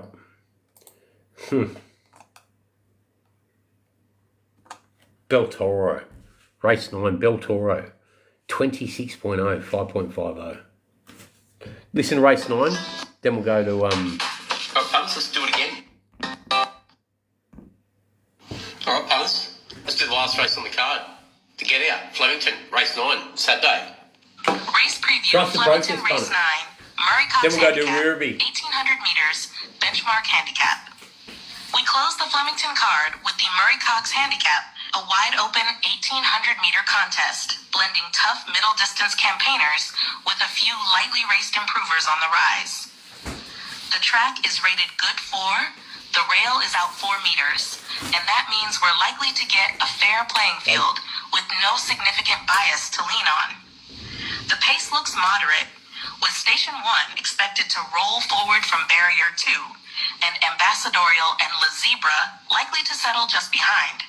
With a long run to the first turn, tactics will play a big role, but so too will track position at the 400 meters, where the Flemington Straight begins to stretch them out. Bel Toro is the one they'll have to run down late. He brings strong credentials, including a runner-up finish in the Albury Cup at listed level over 2,000 meters, and a solid Flemington record, 2 wins from 12 starts here. Trained by Robert Hickmott, he draws wide in Barrier 13, but gets relief with Jayla Kennedy's 2 kilograms claim. If she can find cover, he'll be slicing through late. La Zebra is a live danger. He comes off a Bairnsdale Cup win, followed by a strong 4th at Mooney Valley over 1,600 meter. From Barrier 1, he'll get every favor, and T.O. Nugent should have him right on speed. He's improving, well-placed, and ready for this trip. Station 1, drawn ideally in Barrier 2, is likely to take control early. He's a bold frontrunner who won the Murtoa Cup over 20-50 meters, and with Alana Kelly taking the ride, he gets in with a lightweight. If he controls the pace, he could be hard to run down. Ambassadorial is racing consistently, second at Mooney Valley over the mile last start, but he's drawn Barrier 15, which means he'll need to slide across early or risk being caught wide. The form is strong, the finish is there, but the map is a test. Typhoon Harmony brings career-best form to this, including strong closing efforts in recent runs. Tiani Chapman's 3 kilograms claim gets him in with just 57 kilos, and while Barrier 14 isn't ideal, he's one that will drop back and flash late. If the pace is genuine, he's in it. McGarton is third up and ready to peak. His third at Randwick over 1,600 meters was a nice lead-in, and he's drawn Barrier 3, which gives him a chance to settle just behind the speed. If he sees out the trip, he can be right in the finish. Others like Fame, Pudding, Samuel Langhorne, and Lauding all bring form lines that demand respect, but they'll need either a mid-race move or a big finish from wide gates to feature. This is a classic Flemington finale. Plenty of depth, wide open on form, and likely to come down to who positions best at the 600 meter. Bel Toro and La Zebra hold slight edges with fitness, form, and setup, while Station 1 could steal it if left alone. Expect a tight finish and a strong closer to round out the day. Top predicted contenders: Bel Toro, strong Flemington record, Albury Cup runner-up, and gets weight relief with Kennedy's claim. La Zebra, NZ, Bairnsdale Cup winner, ideal draw in Barrier 1, and on an upward trajectory. Station 1, proven frontrunner, Murtoa Cup form, drawn to control the race. Ambassadorial, consistent form, stays well but maps awkwardly from Barrier 15. Typhoon Harmony, career best touch, lightweight with 3 kilograms claim, and closing speed to feature late. McGarton, peaking third up, Randwick forms strong and draws well to get the run of the race. Let me know if you want a same race multi, Quinella frame, or copy and... It's Flemington, race 9. Shut the fuck up. The pair of them, they're hopeless. Him and her. Seraphin and the punter known as the go. They're both hopeless. Anyway, what we're going to do now is I need to give you the next race at York. Then we do Werribee. These jobs, you know what really pisses me off, right? These bookmakers that can't put up a Friday market. Fucking hell. 11 o'clock at night on a Thursday night, and all these guys sitting home fucking asleep, and they can't even put a fucking race market up. It annoys the fuck out of me. Anyway, this is a 4:18. The first race at York goes in 10 minutes. I'll just give you the 4:18, which is at 1:18 a.m. The West South Stakes, 5 furlong listed, because it's a good betting race, this. I know some of you just want to get to bed. You got Flemington. It's all up on the page. I'll do Werribee next. Then we'll do Pakenham or Cranbourne, whatever it is. Here's your polished TikTok live version for York Race 418 Westo Stakes, listed 5F30. Fast, sharp, and built for impact with Seraphin's voice front and center. York, Race 418 Westo Stakes, listed 5-yo. 8 young bullets, 5 furlongs.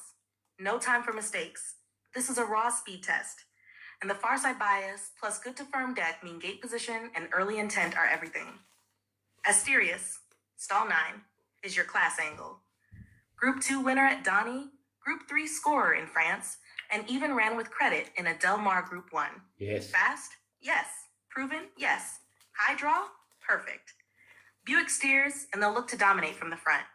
Tropical Storm, stall 1, returns to the scene of his listed win over C&D last August. First up at Newmarket, looked like a pipe opener. Now he's drawn lowest, so Murphy will need a rocket start. But if he crosses early, he's a real threat. Mr. Lightside stall 2 is your sleeper. Third in last year's Mollicombe. Only a length off Asterius. Solid return with a second at Chelmsford. Low draws a worry, but if they bunch, he's got the toe. Star of Mima, stall 3, comes in with listed success at Ayr and has Ryan Moore to plot the path. She's tough, consistent, and gets a weight swing on the boys. Must be respected. King of Light tries first-time cheek pieces and has potential, but will need to lift to beat this lot. Sir Yoshi has placed here in listed grade before, but might just find a couple too sharp. Miss Lamai has a NOS listed win, but hasn't cut it at group level. Captain Kinsella looks outgunned, jumping from handicaps to listed class. Map, Asterius, and Tropical Storm look the early speed. If Asterius gets control near the rail, he could burn them off by the 2 pole. Oh. But if Murphy flies from gate 1, it could get spicy. Top 5 chances. 1, Asterius. Great bet. 2, Tropical Storm. 3, Mr. Lightside. 4, Star of Memis. 5, Sir Yoshi. This is a mini missile contest. Blink and it's over. If Asterius is on song, he's the one. But the draw might just throw this wide open. One more to go if you're doing the full York set, mate. Just send it through when ready. Shut the fuck up, Seraphin. Listen, I want to say something. Asterius.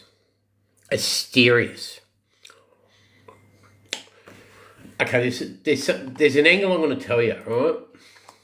If you put Big Mojo in this race, what would it be? It would be 2.2. Asterius is by Memis out of the Hallowed Crown there, right? We all know who Hallowed Crown is. He's an Australian stallion, right? Not that that means anything. Won the Flying Childers, this horse, right? It won the Flying Childers. Big Mojo in this would be 2.2, 2.3. Because he got beaten by Magnum Force last time out at Del Mar. Del Mar 5 panels versus Doncaster 5 panels. It's like me going to a blue light disco on my second date, right? And getting half a nasty, and then being 20 years old, swinging. 2 completely different things, right? I'm not even P. Diddy. Jesus Christ. You saw what happened over there today? Poor girl, Cassie Ventura. Did you see what he did to her? Oh, wow. Unbelievable. I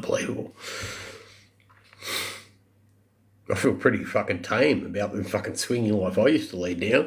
Anyway, yeah, but Asterius should be winning, punters. You gonna bet you what on the exchanges? Fucking hell. Maybe we should have a bid on P. Diddy so he can pay his legal bills. 5.30 to finish top three. Let's talk about the finish top two. Top three is great value at 1.90. Like, I don't like back in 2.66. Market set to 215%, 215.1% at the moment, 107.55%. Get 4% better than that. 2.66 becomes 2.84. 2.84 about flip of the coin odds. Come on, punters. Really? 38% of the market versus 50, you're getting a 12% overlay? Fucking hell, wow. The York, 418. Yeah, Steerish, they're on top two.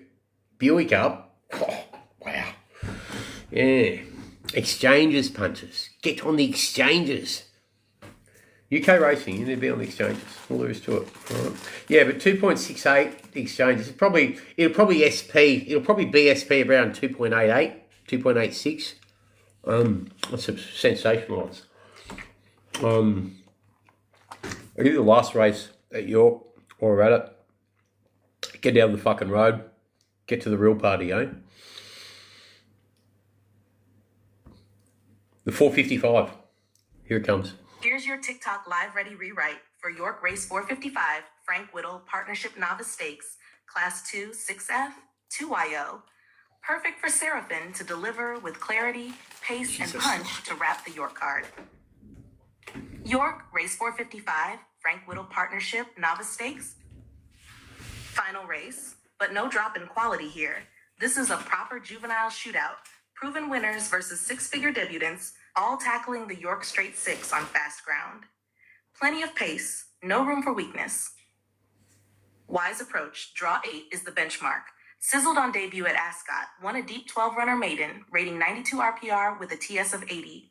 Charlie Appleby trains, Buick rides, and the 6F looks tailor-made. But he cops a 5-pound penalty, that's the test. Tadej, draw 2, finished just DC-cord length behind Wise approach at Ascot. Now he gets a 5-pound swing. Archie Watson's juvenile spike second up, and Holly Doyle's booking is sharp.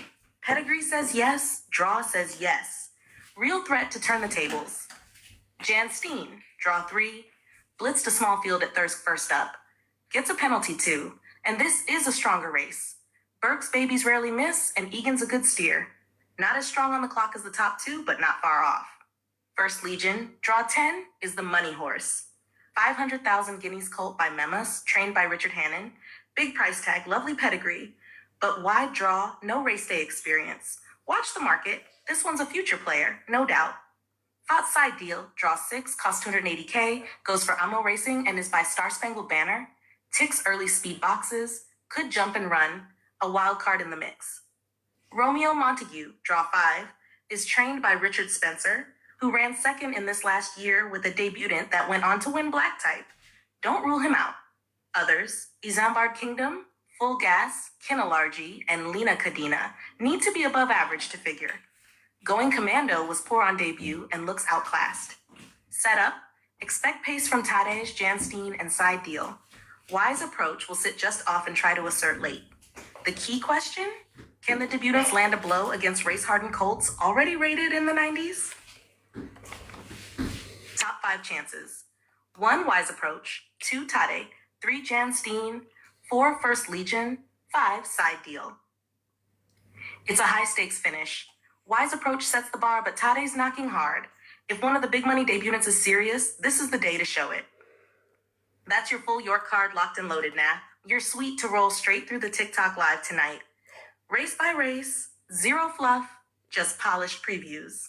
Let me know if you want an intro or outro line for the session. No, you got to shut the fuck up, Seraphin, so I can talk. Yeah. Gee, she carries on with some shit, doesn't she?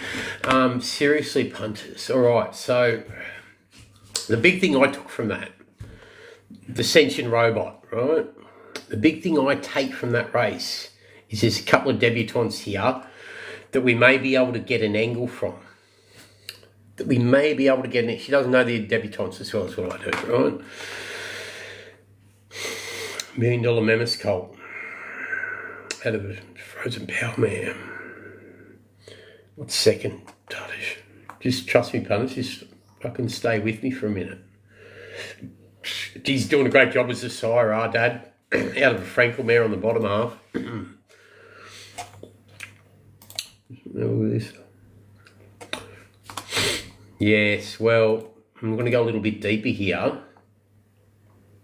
Janstein, the one. I'm going to spend a minute here. Sergei Prokofiev. Geez, he had a good first season, didn't he? How far is this? 6 furlong. 6 furlong, 11.0. Carries a £5 penalty.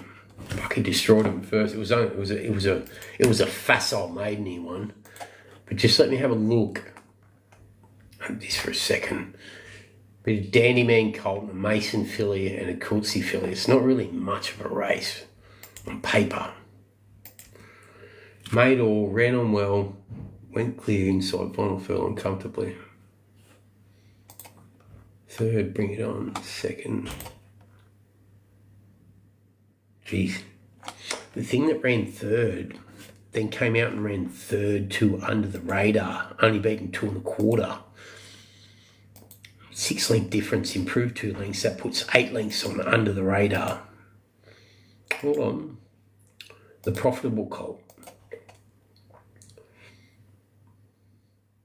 Race experience means a lot. Okay, so it then went to York this week and got beaten 3.5 by Ballistic Missile. That puts the Sergei Prokofiev colt 4.5 in front of the Mammoth colt of the Night of Thundermare Ballistic Missile. Just hold your horses, punters.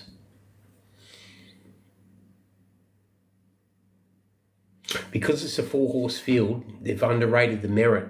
They've underrated the merit of this maiden win. Right? Jan Steen. It's a true speed pedigree by Sergei Prokofiev. I hate saying that name. Out of a Royal Applause mare, right? It's a real speed on speed pedigree, this, with race experience. Sergei Prokofiev is the son of Scat Daddy, right? Out of a Tapat mare.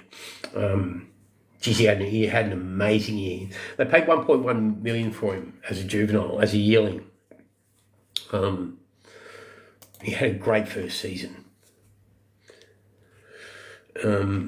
What's below that? For First Legion. He's 11.0 at the moment. I just want to check if that price is right. Janstein.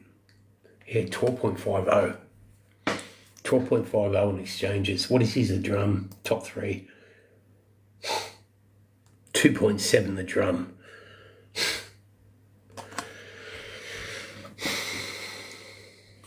Here's another good betting angle, punters. The 155 at York. Number 1, Janstein. 2.7 the drum on exchanges. It's not right. It's not right. I'll start shorter than that. I'm telling you. Just let me have a look at the rest quickly. The 5.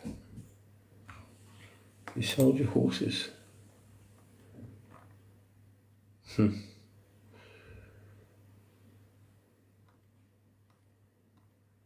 the race falls away a bit after that.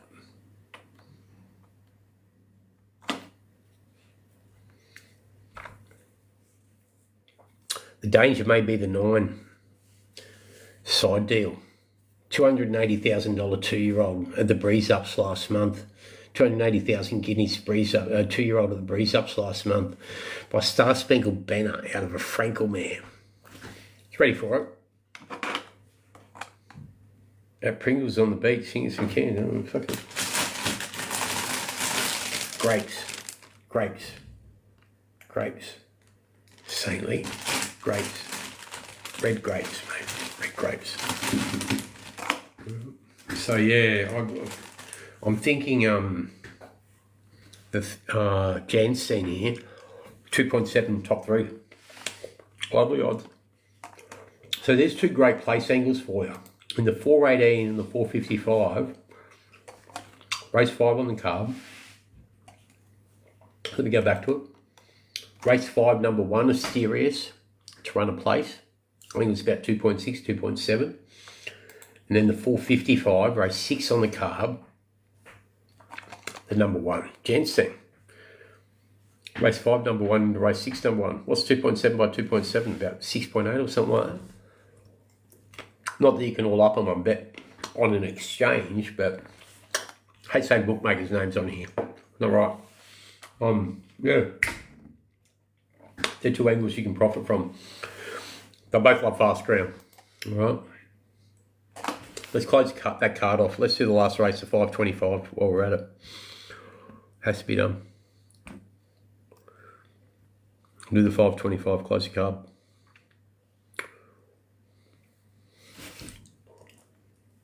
Here's your York Race 1 Sky Bet Handicap. Last race, Class not race 3, 1. 1 meter preview. 525. Reworked for Seraphin's TikTok live narration. Smooth, informative, and timed for perfect delivery. Like a slut.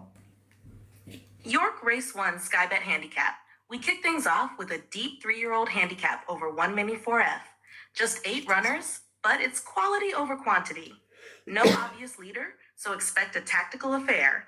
And on good to firm at York Court, that long straight will expose any stamina weakness.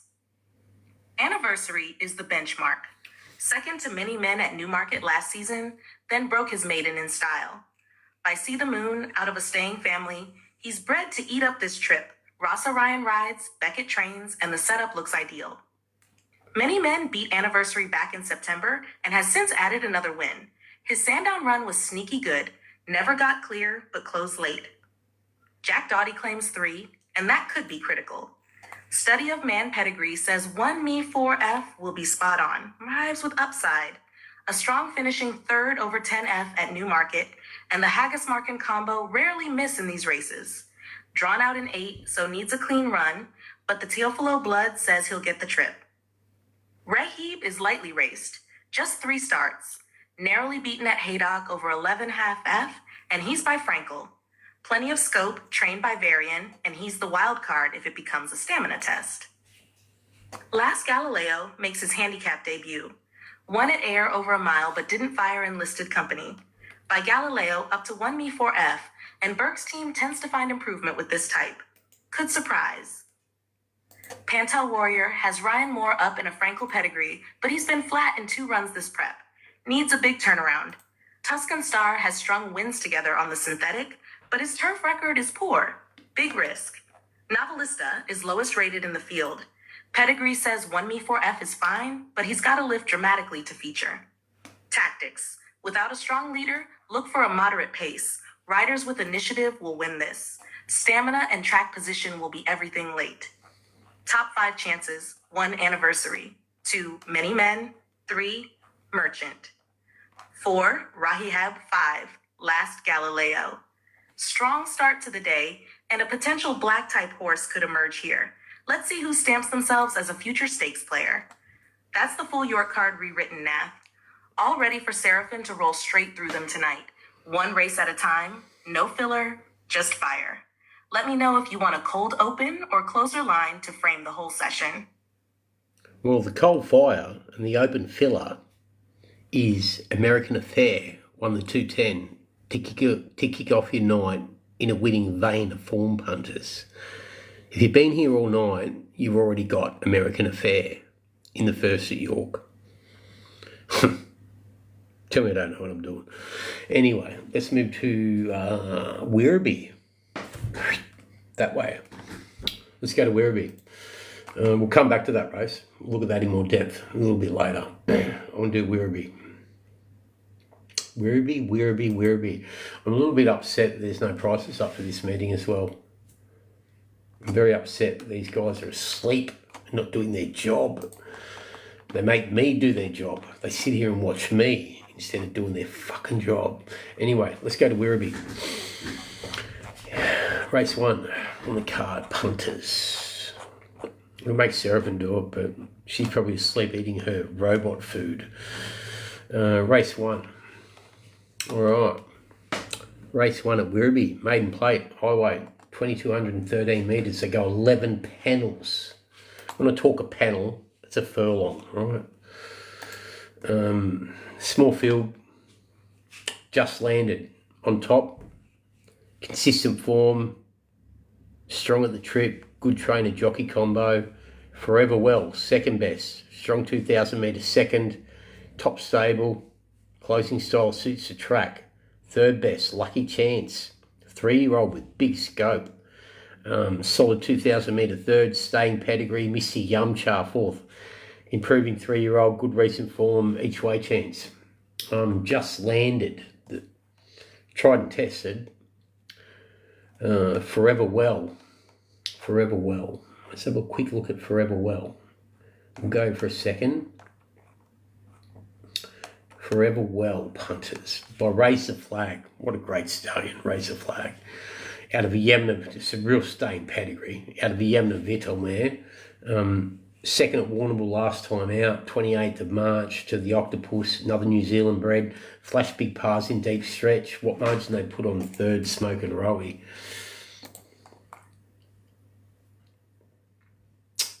Third beaten 5.5. Came out and was only beaten 0.3 last time out. 1.25 to 5.5, 4 lengths. Obviously set for a jumps campaign, this horse.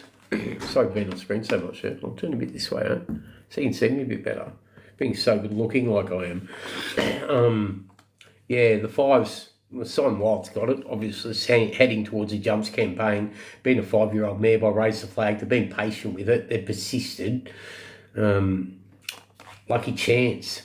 Tell you what, if you're here tonight, you're a lucky chance. By Grunt, out of a Southerville mare. Second to West Indies in a jump out prior to debut.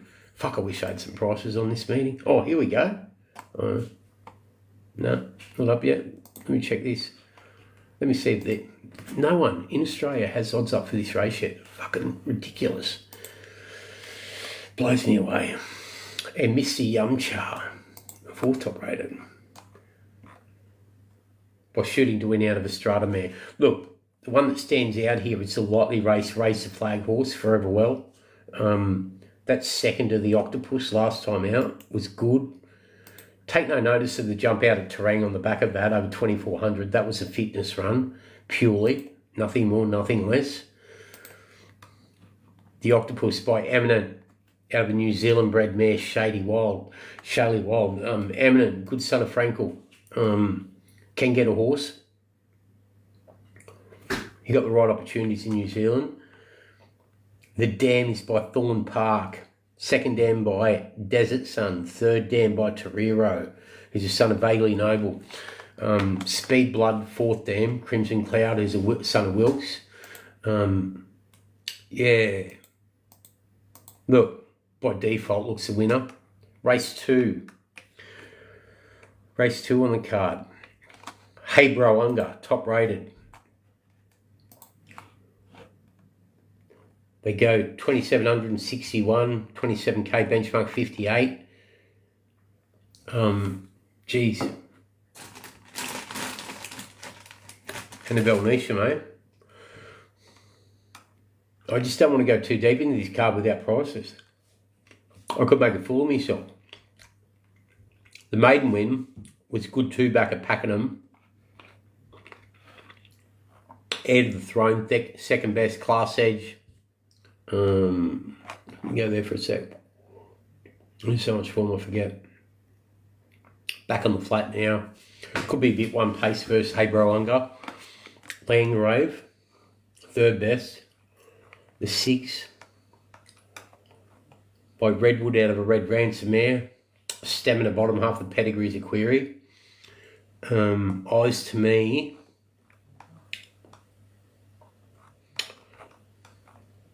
Eyes to Me by Impending out of a Red Ransom mare. 4th up. Flash big pars last time out. In a pretty weak race at Donald. Can stay trip up. It may be a danger. octahedron. I'm just flicking through these quickly. But I've done homework. It's not that I'm throwing darts like some of you think I throw darts. By Epaulette out of an octagonal, man. Geez, I just keep coming back to Heir to the Throne, don't you? I mean, Hey Brounga. Well, he's closely related to a Moanga, isn't he? Hold on. Pretty sure he is. Brounga. I'll put him in the stud book. I'll check. Pretty sure he is.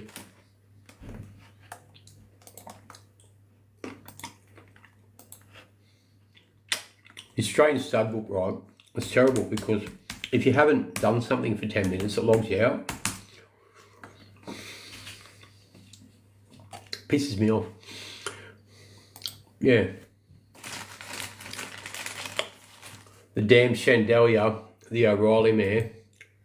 2 stakes winners of 4 stakes races. Yeah, Moanga, who won the Rosehill Guineas, and Super Photon. Super Photon. Did we talk about that 25 to 1 just before? I think we did. Okay. There's another plus for Super Photon. Super Photon. 25 to 1 at Flemington. Off 2 New Zealand wins tomorrow. By Super Seth. Out of the O'Reilly mare. Chandelier. Is a half to Moanga. And a half to a Hey Brounga. There's another tick on your 25 to 1 shot tomorrow. Right.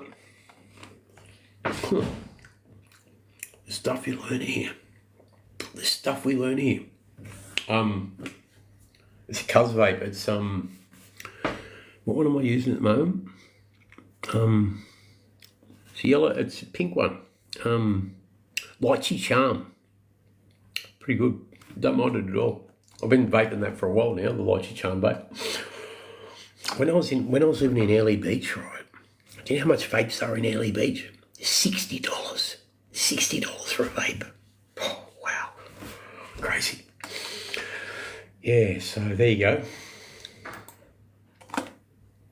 You can back Hey Brounga tomorrow, and whatever you win off Hey Brounga tomorrow, you can have on Super Photon on Saturday at 25 to 1. Oh, wow. And don't tell me you haven't won enough off Moanga. From what I've tipped you over the last 7 years, even the 2 years I did spend in jail. We were back on Moanga before that, weren't we? We win when you win.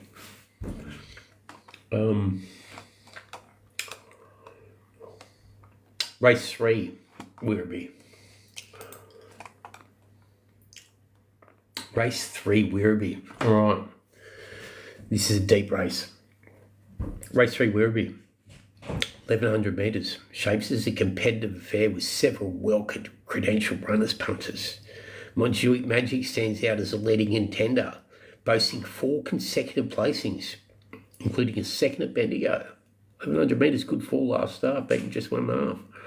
Front running style, ideal barrier 3. Oh, I couldn't be bothered going this deep into it. I'll just go to the top 6. It's easier. Montjuic Magic, consistent form, second last start, ideal draw, front running style, sharp sectionals. 44 Magnum, speed from barrier 1, jump out wins, third up peak, strong trainer. Nimbus 2000, quality form, third last start, lethal closing speed, Mott's Genius, wide draw, the query. Coyote, promising debut, jump out win, Hayes stable, polish, second up improvement. Arabian Myth, solid Geelong third, good draw, third up fitness, reliable place chance. And Grinzy and Nix, NYX, jump out win, soft draw, O'Brien stable, upside second up. This race, I'm going to look at it from a breeding perspective. I'm a little bit concerned about Montjuic Magic now having had 4 chances by Star Spangled Banner out of a Turfentine mare. Something's had 4 starts in a maiden. There's 5 or 6 first starters, and one of them's well bred. I want to find a reason to get it beat, right? Because it's exposed.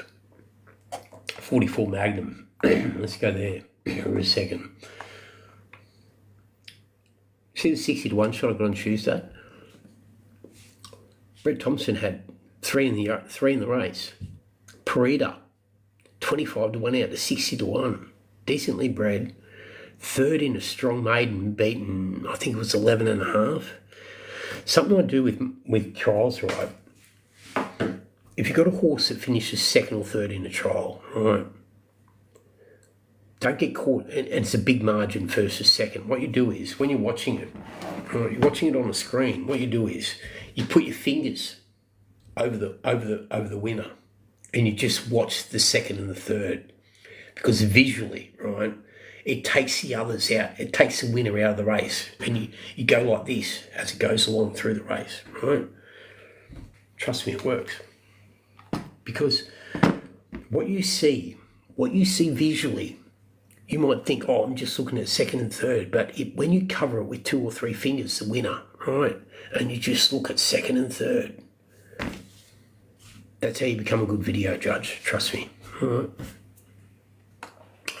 44 Magnum, and that's what I did with that horse. Got up on the rail, scored at 60 to 1, beat Cyclone Annie or whatever it was. Big margin to third. Michael, Matthew, Kale on board. Can't believe they bet that price. Unbelievable. 44 Magnum. The 9. Okay. Geez, Magnus. I'll tell you something about Magnus, right? Son of Flying Spur. He's a little bit like Flying Spur. Some stallions, right, what they do is they get better later in their career. And it's not because they're upgrading distaff lines and upgrading mares. Just some stallions get better towards the back end of their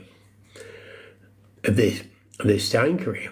Flying Spur was a good sire, but he was never a chef to race. But he's a very good broodmare sire. And good broodmare sires, their sire sons generally tend to get better later in their career. Magnus is a classic example of that. Out of the Churchill Downs mare. I don't like the cross. It's double Daniel, too close up in it. Churchill Downs being the son of Daniel. Magnus being the son of Flying Spur Daniel. So you got a 3x2. Don't like that.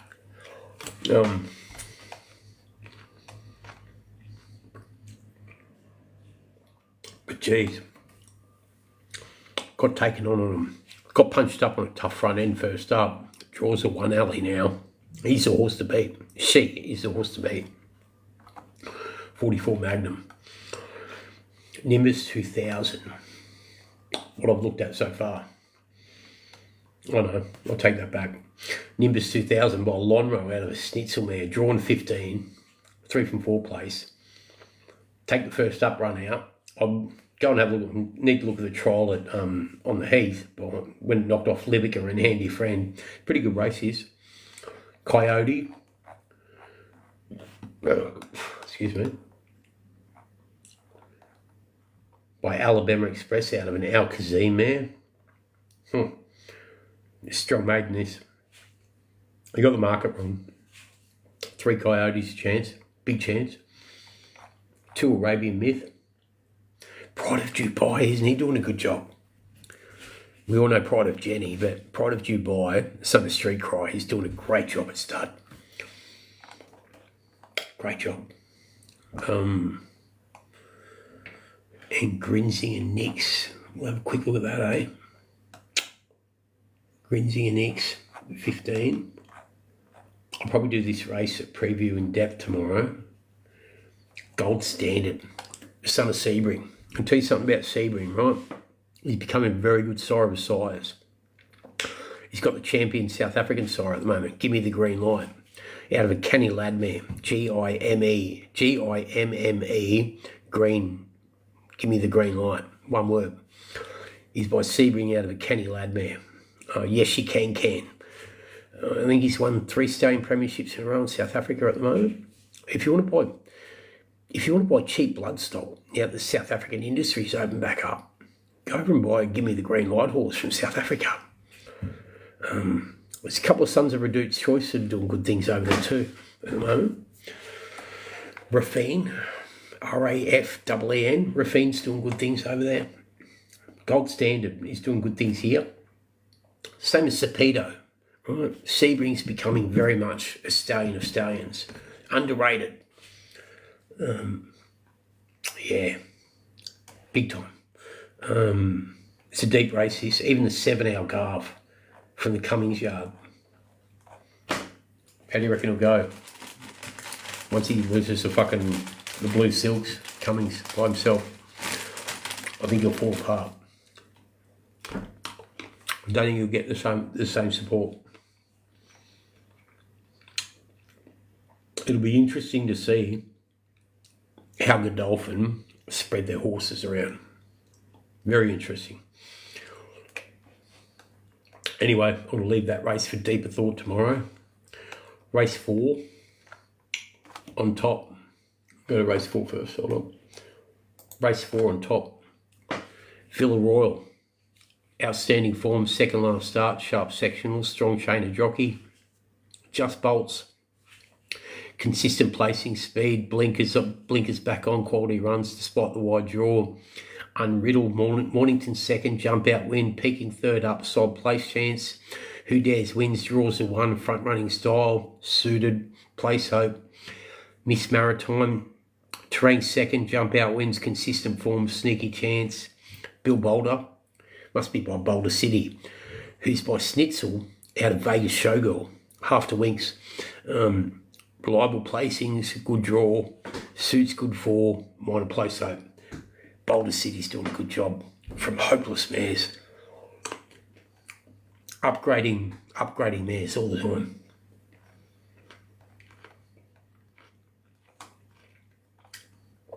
Yeah, it's a nothing race is. Villa Royal.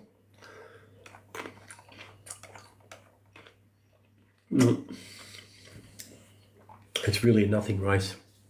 There must be something in this that has hidden upside. These are the types of races I like betting into. It's a lot of exposed form in a week made. Oh, here it is. Maybe it's a 5 unriddled. Even though it started 15 times by encryption out of a Darcy Brahma mare. Won a 750 jump out at Balnarring, right? Then 6 of 14 at Sale. Yeah, I think this might be the horse. I'm going to go watch the jump out of that. Go and watch it. If you go and watch the jump out of Unriddled, right, in race 4, you get a price about this tomorrow. Earmuffs pre-race only off first time. Just wait, did it wear him in the jump out or not? Hold on. I'll check.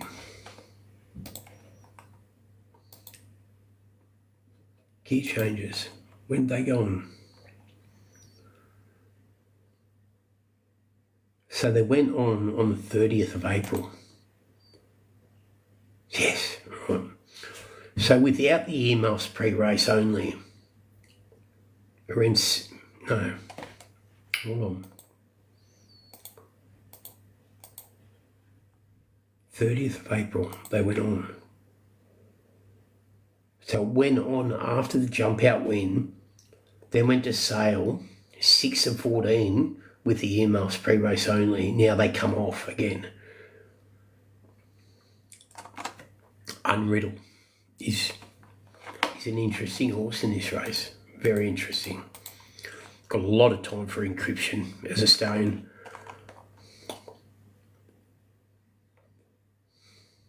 The 6, the 8, just a weak race.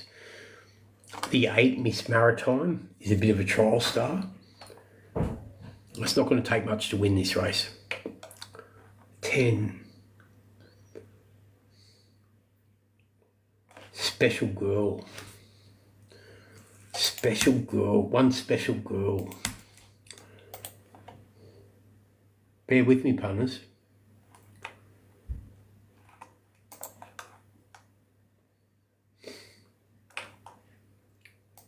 One Special Girl.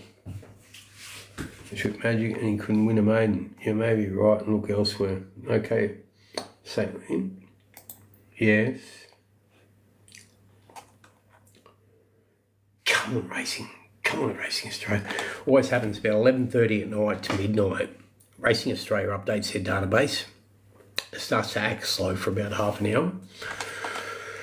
Fucking annoys me. Alright. Come on, you fucking... I've got to be nice, I can't yell at it. Here he is.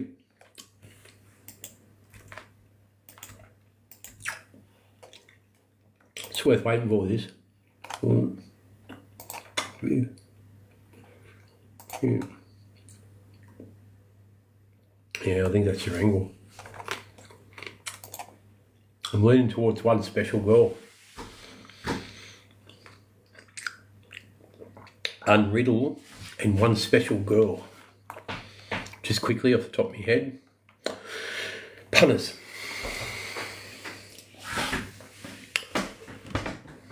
I've covered a fair bit so far. We're 3 hours deep. I'm starting to feel the weather. I'm going to take half an hour break. All right. And come back at 12:20 in 40 minutes, maybe 12:10. I'm taking a break for half an hour. Hopefully you come back with me. And I need to charge my phone. I'm at 28%, well, 72% of my phone. We win when you win. Thanks for being here. I'm going to come back in half an hour. Thanks for being here, punters. You know I love you. Fuck, I love doing this with you. It's like a great orgy, you know. You just keep coming back for more, you know. At least I'm not like P. Diddy and wear a mask, you know. Anyway, we win when you win. How the fuck do I turn it off? That's a question. Oh, that's right. We'll do that first, don't I? Punters, I love you. You know that.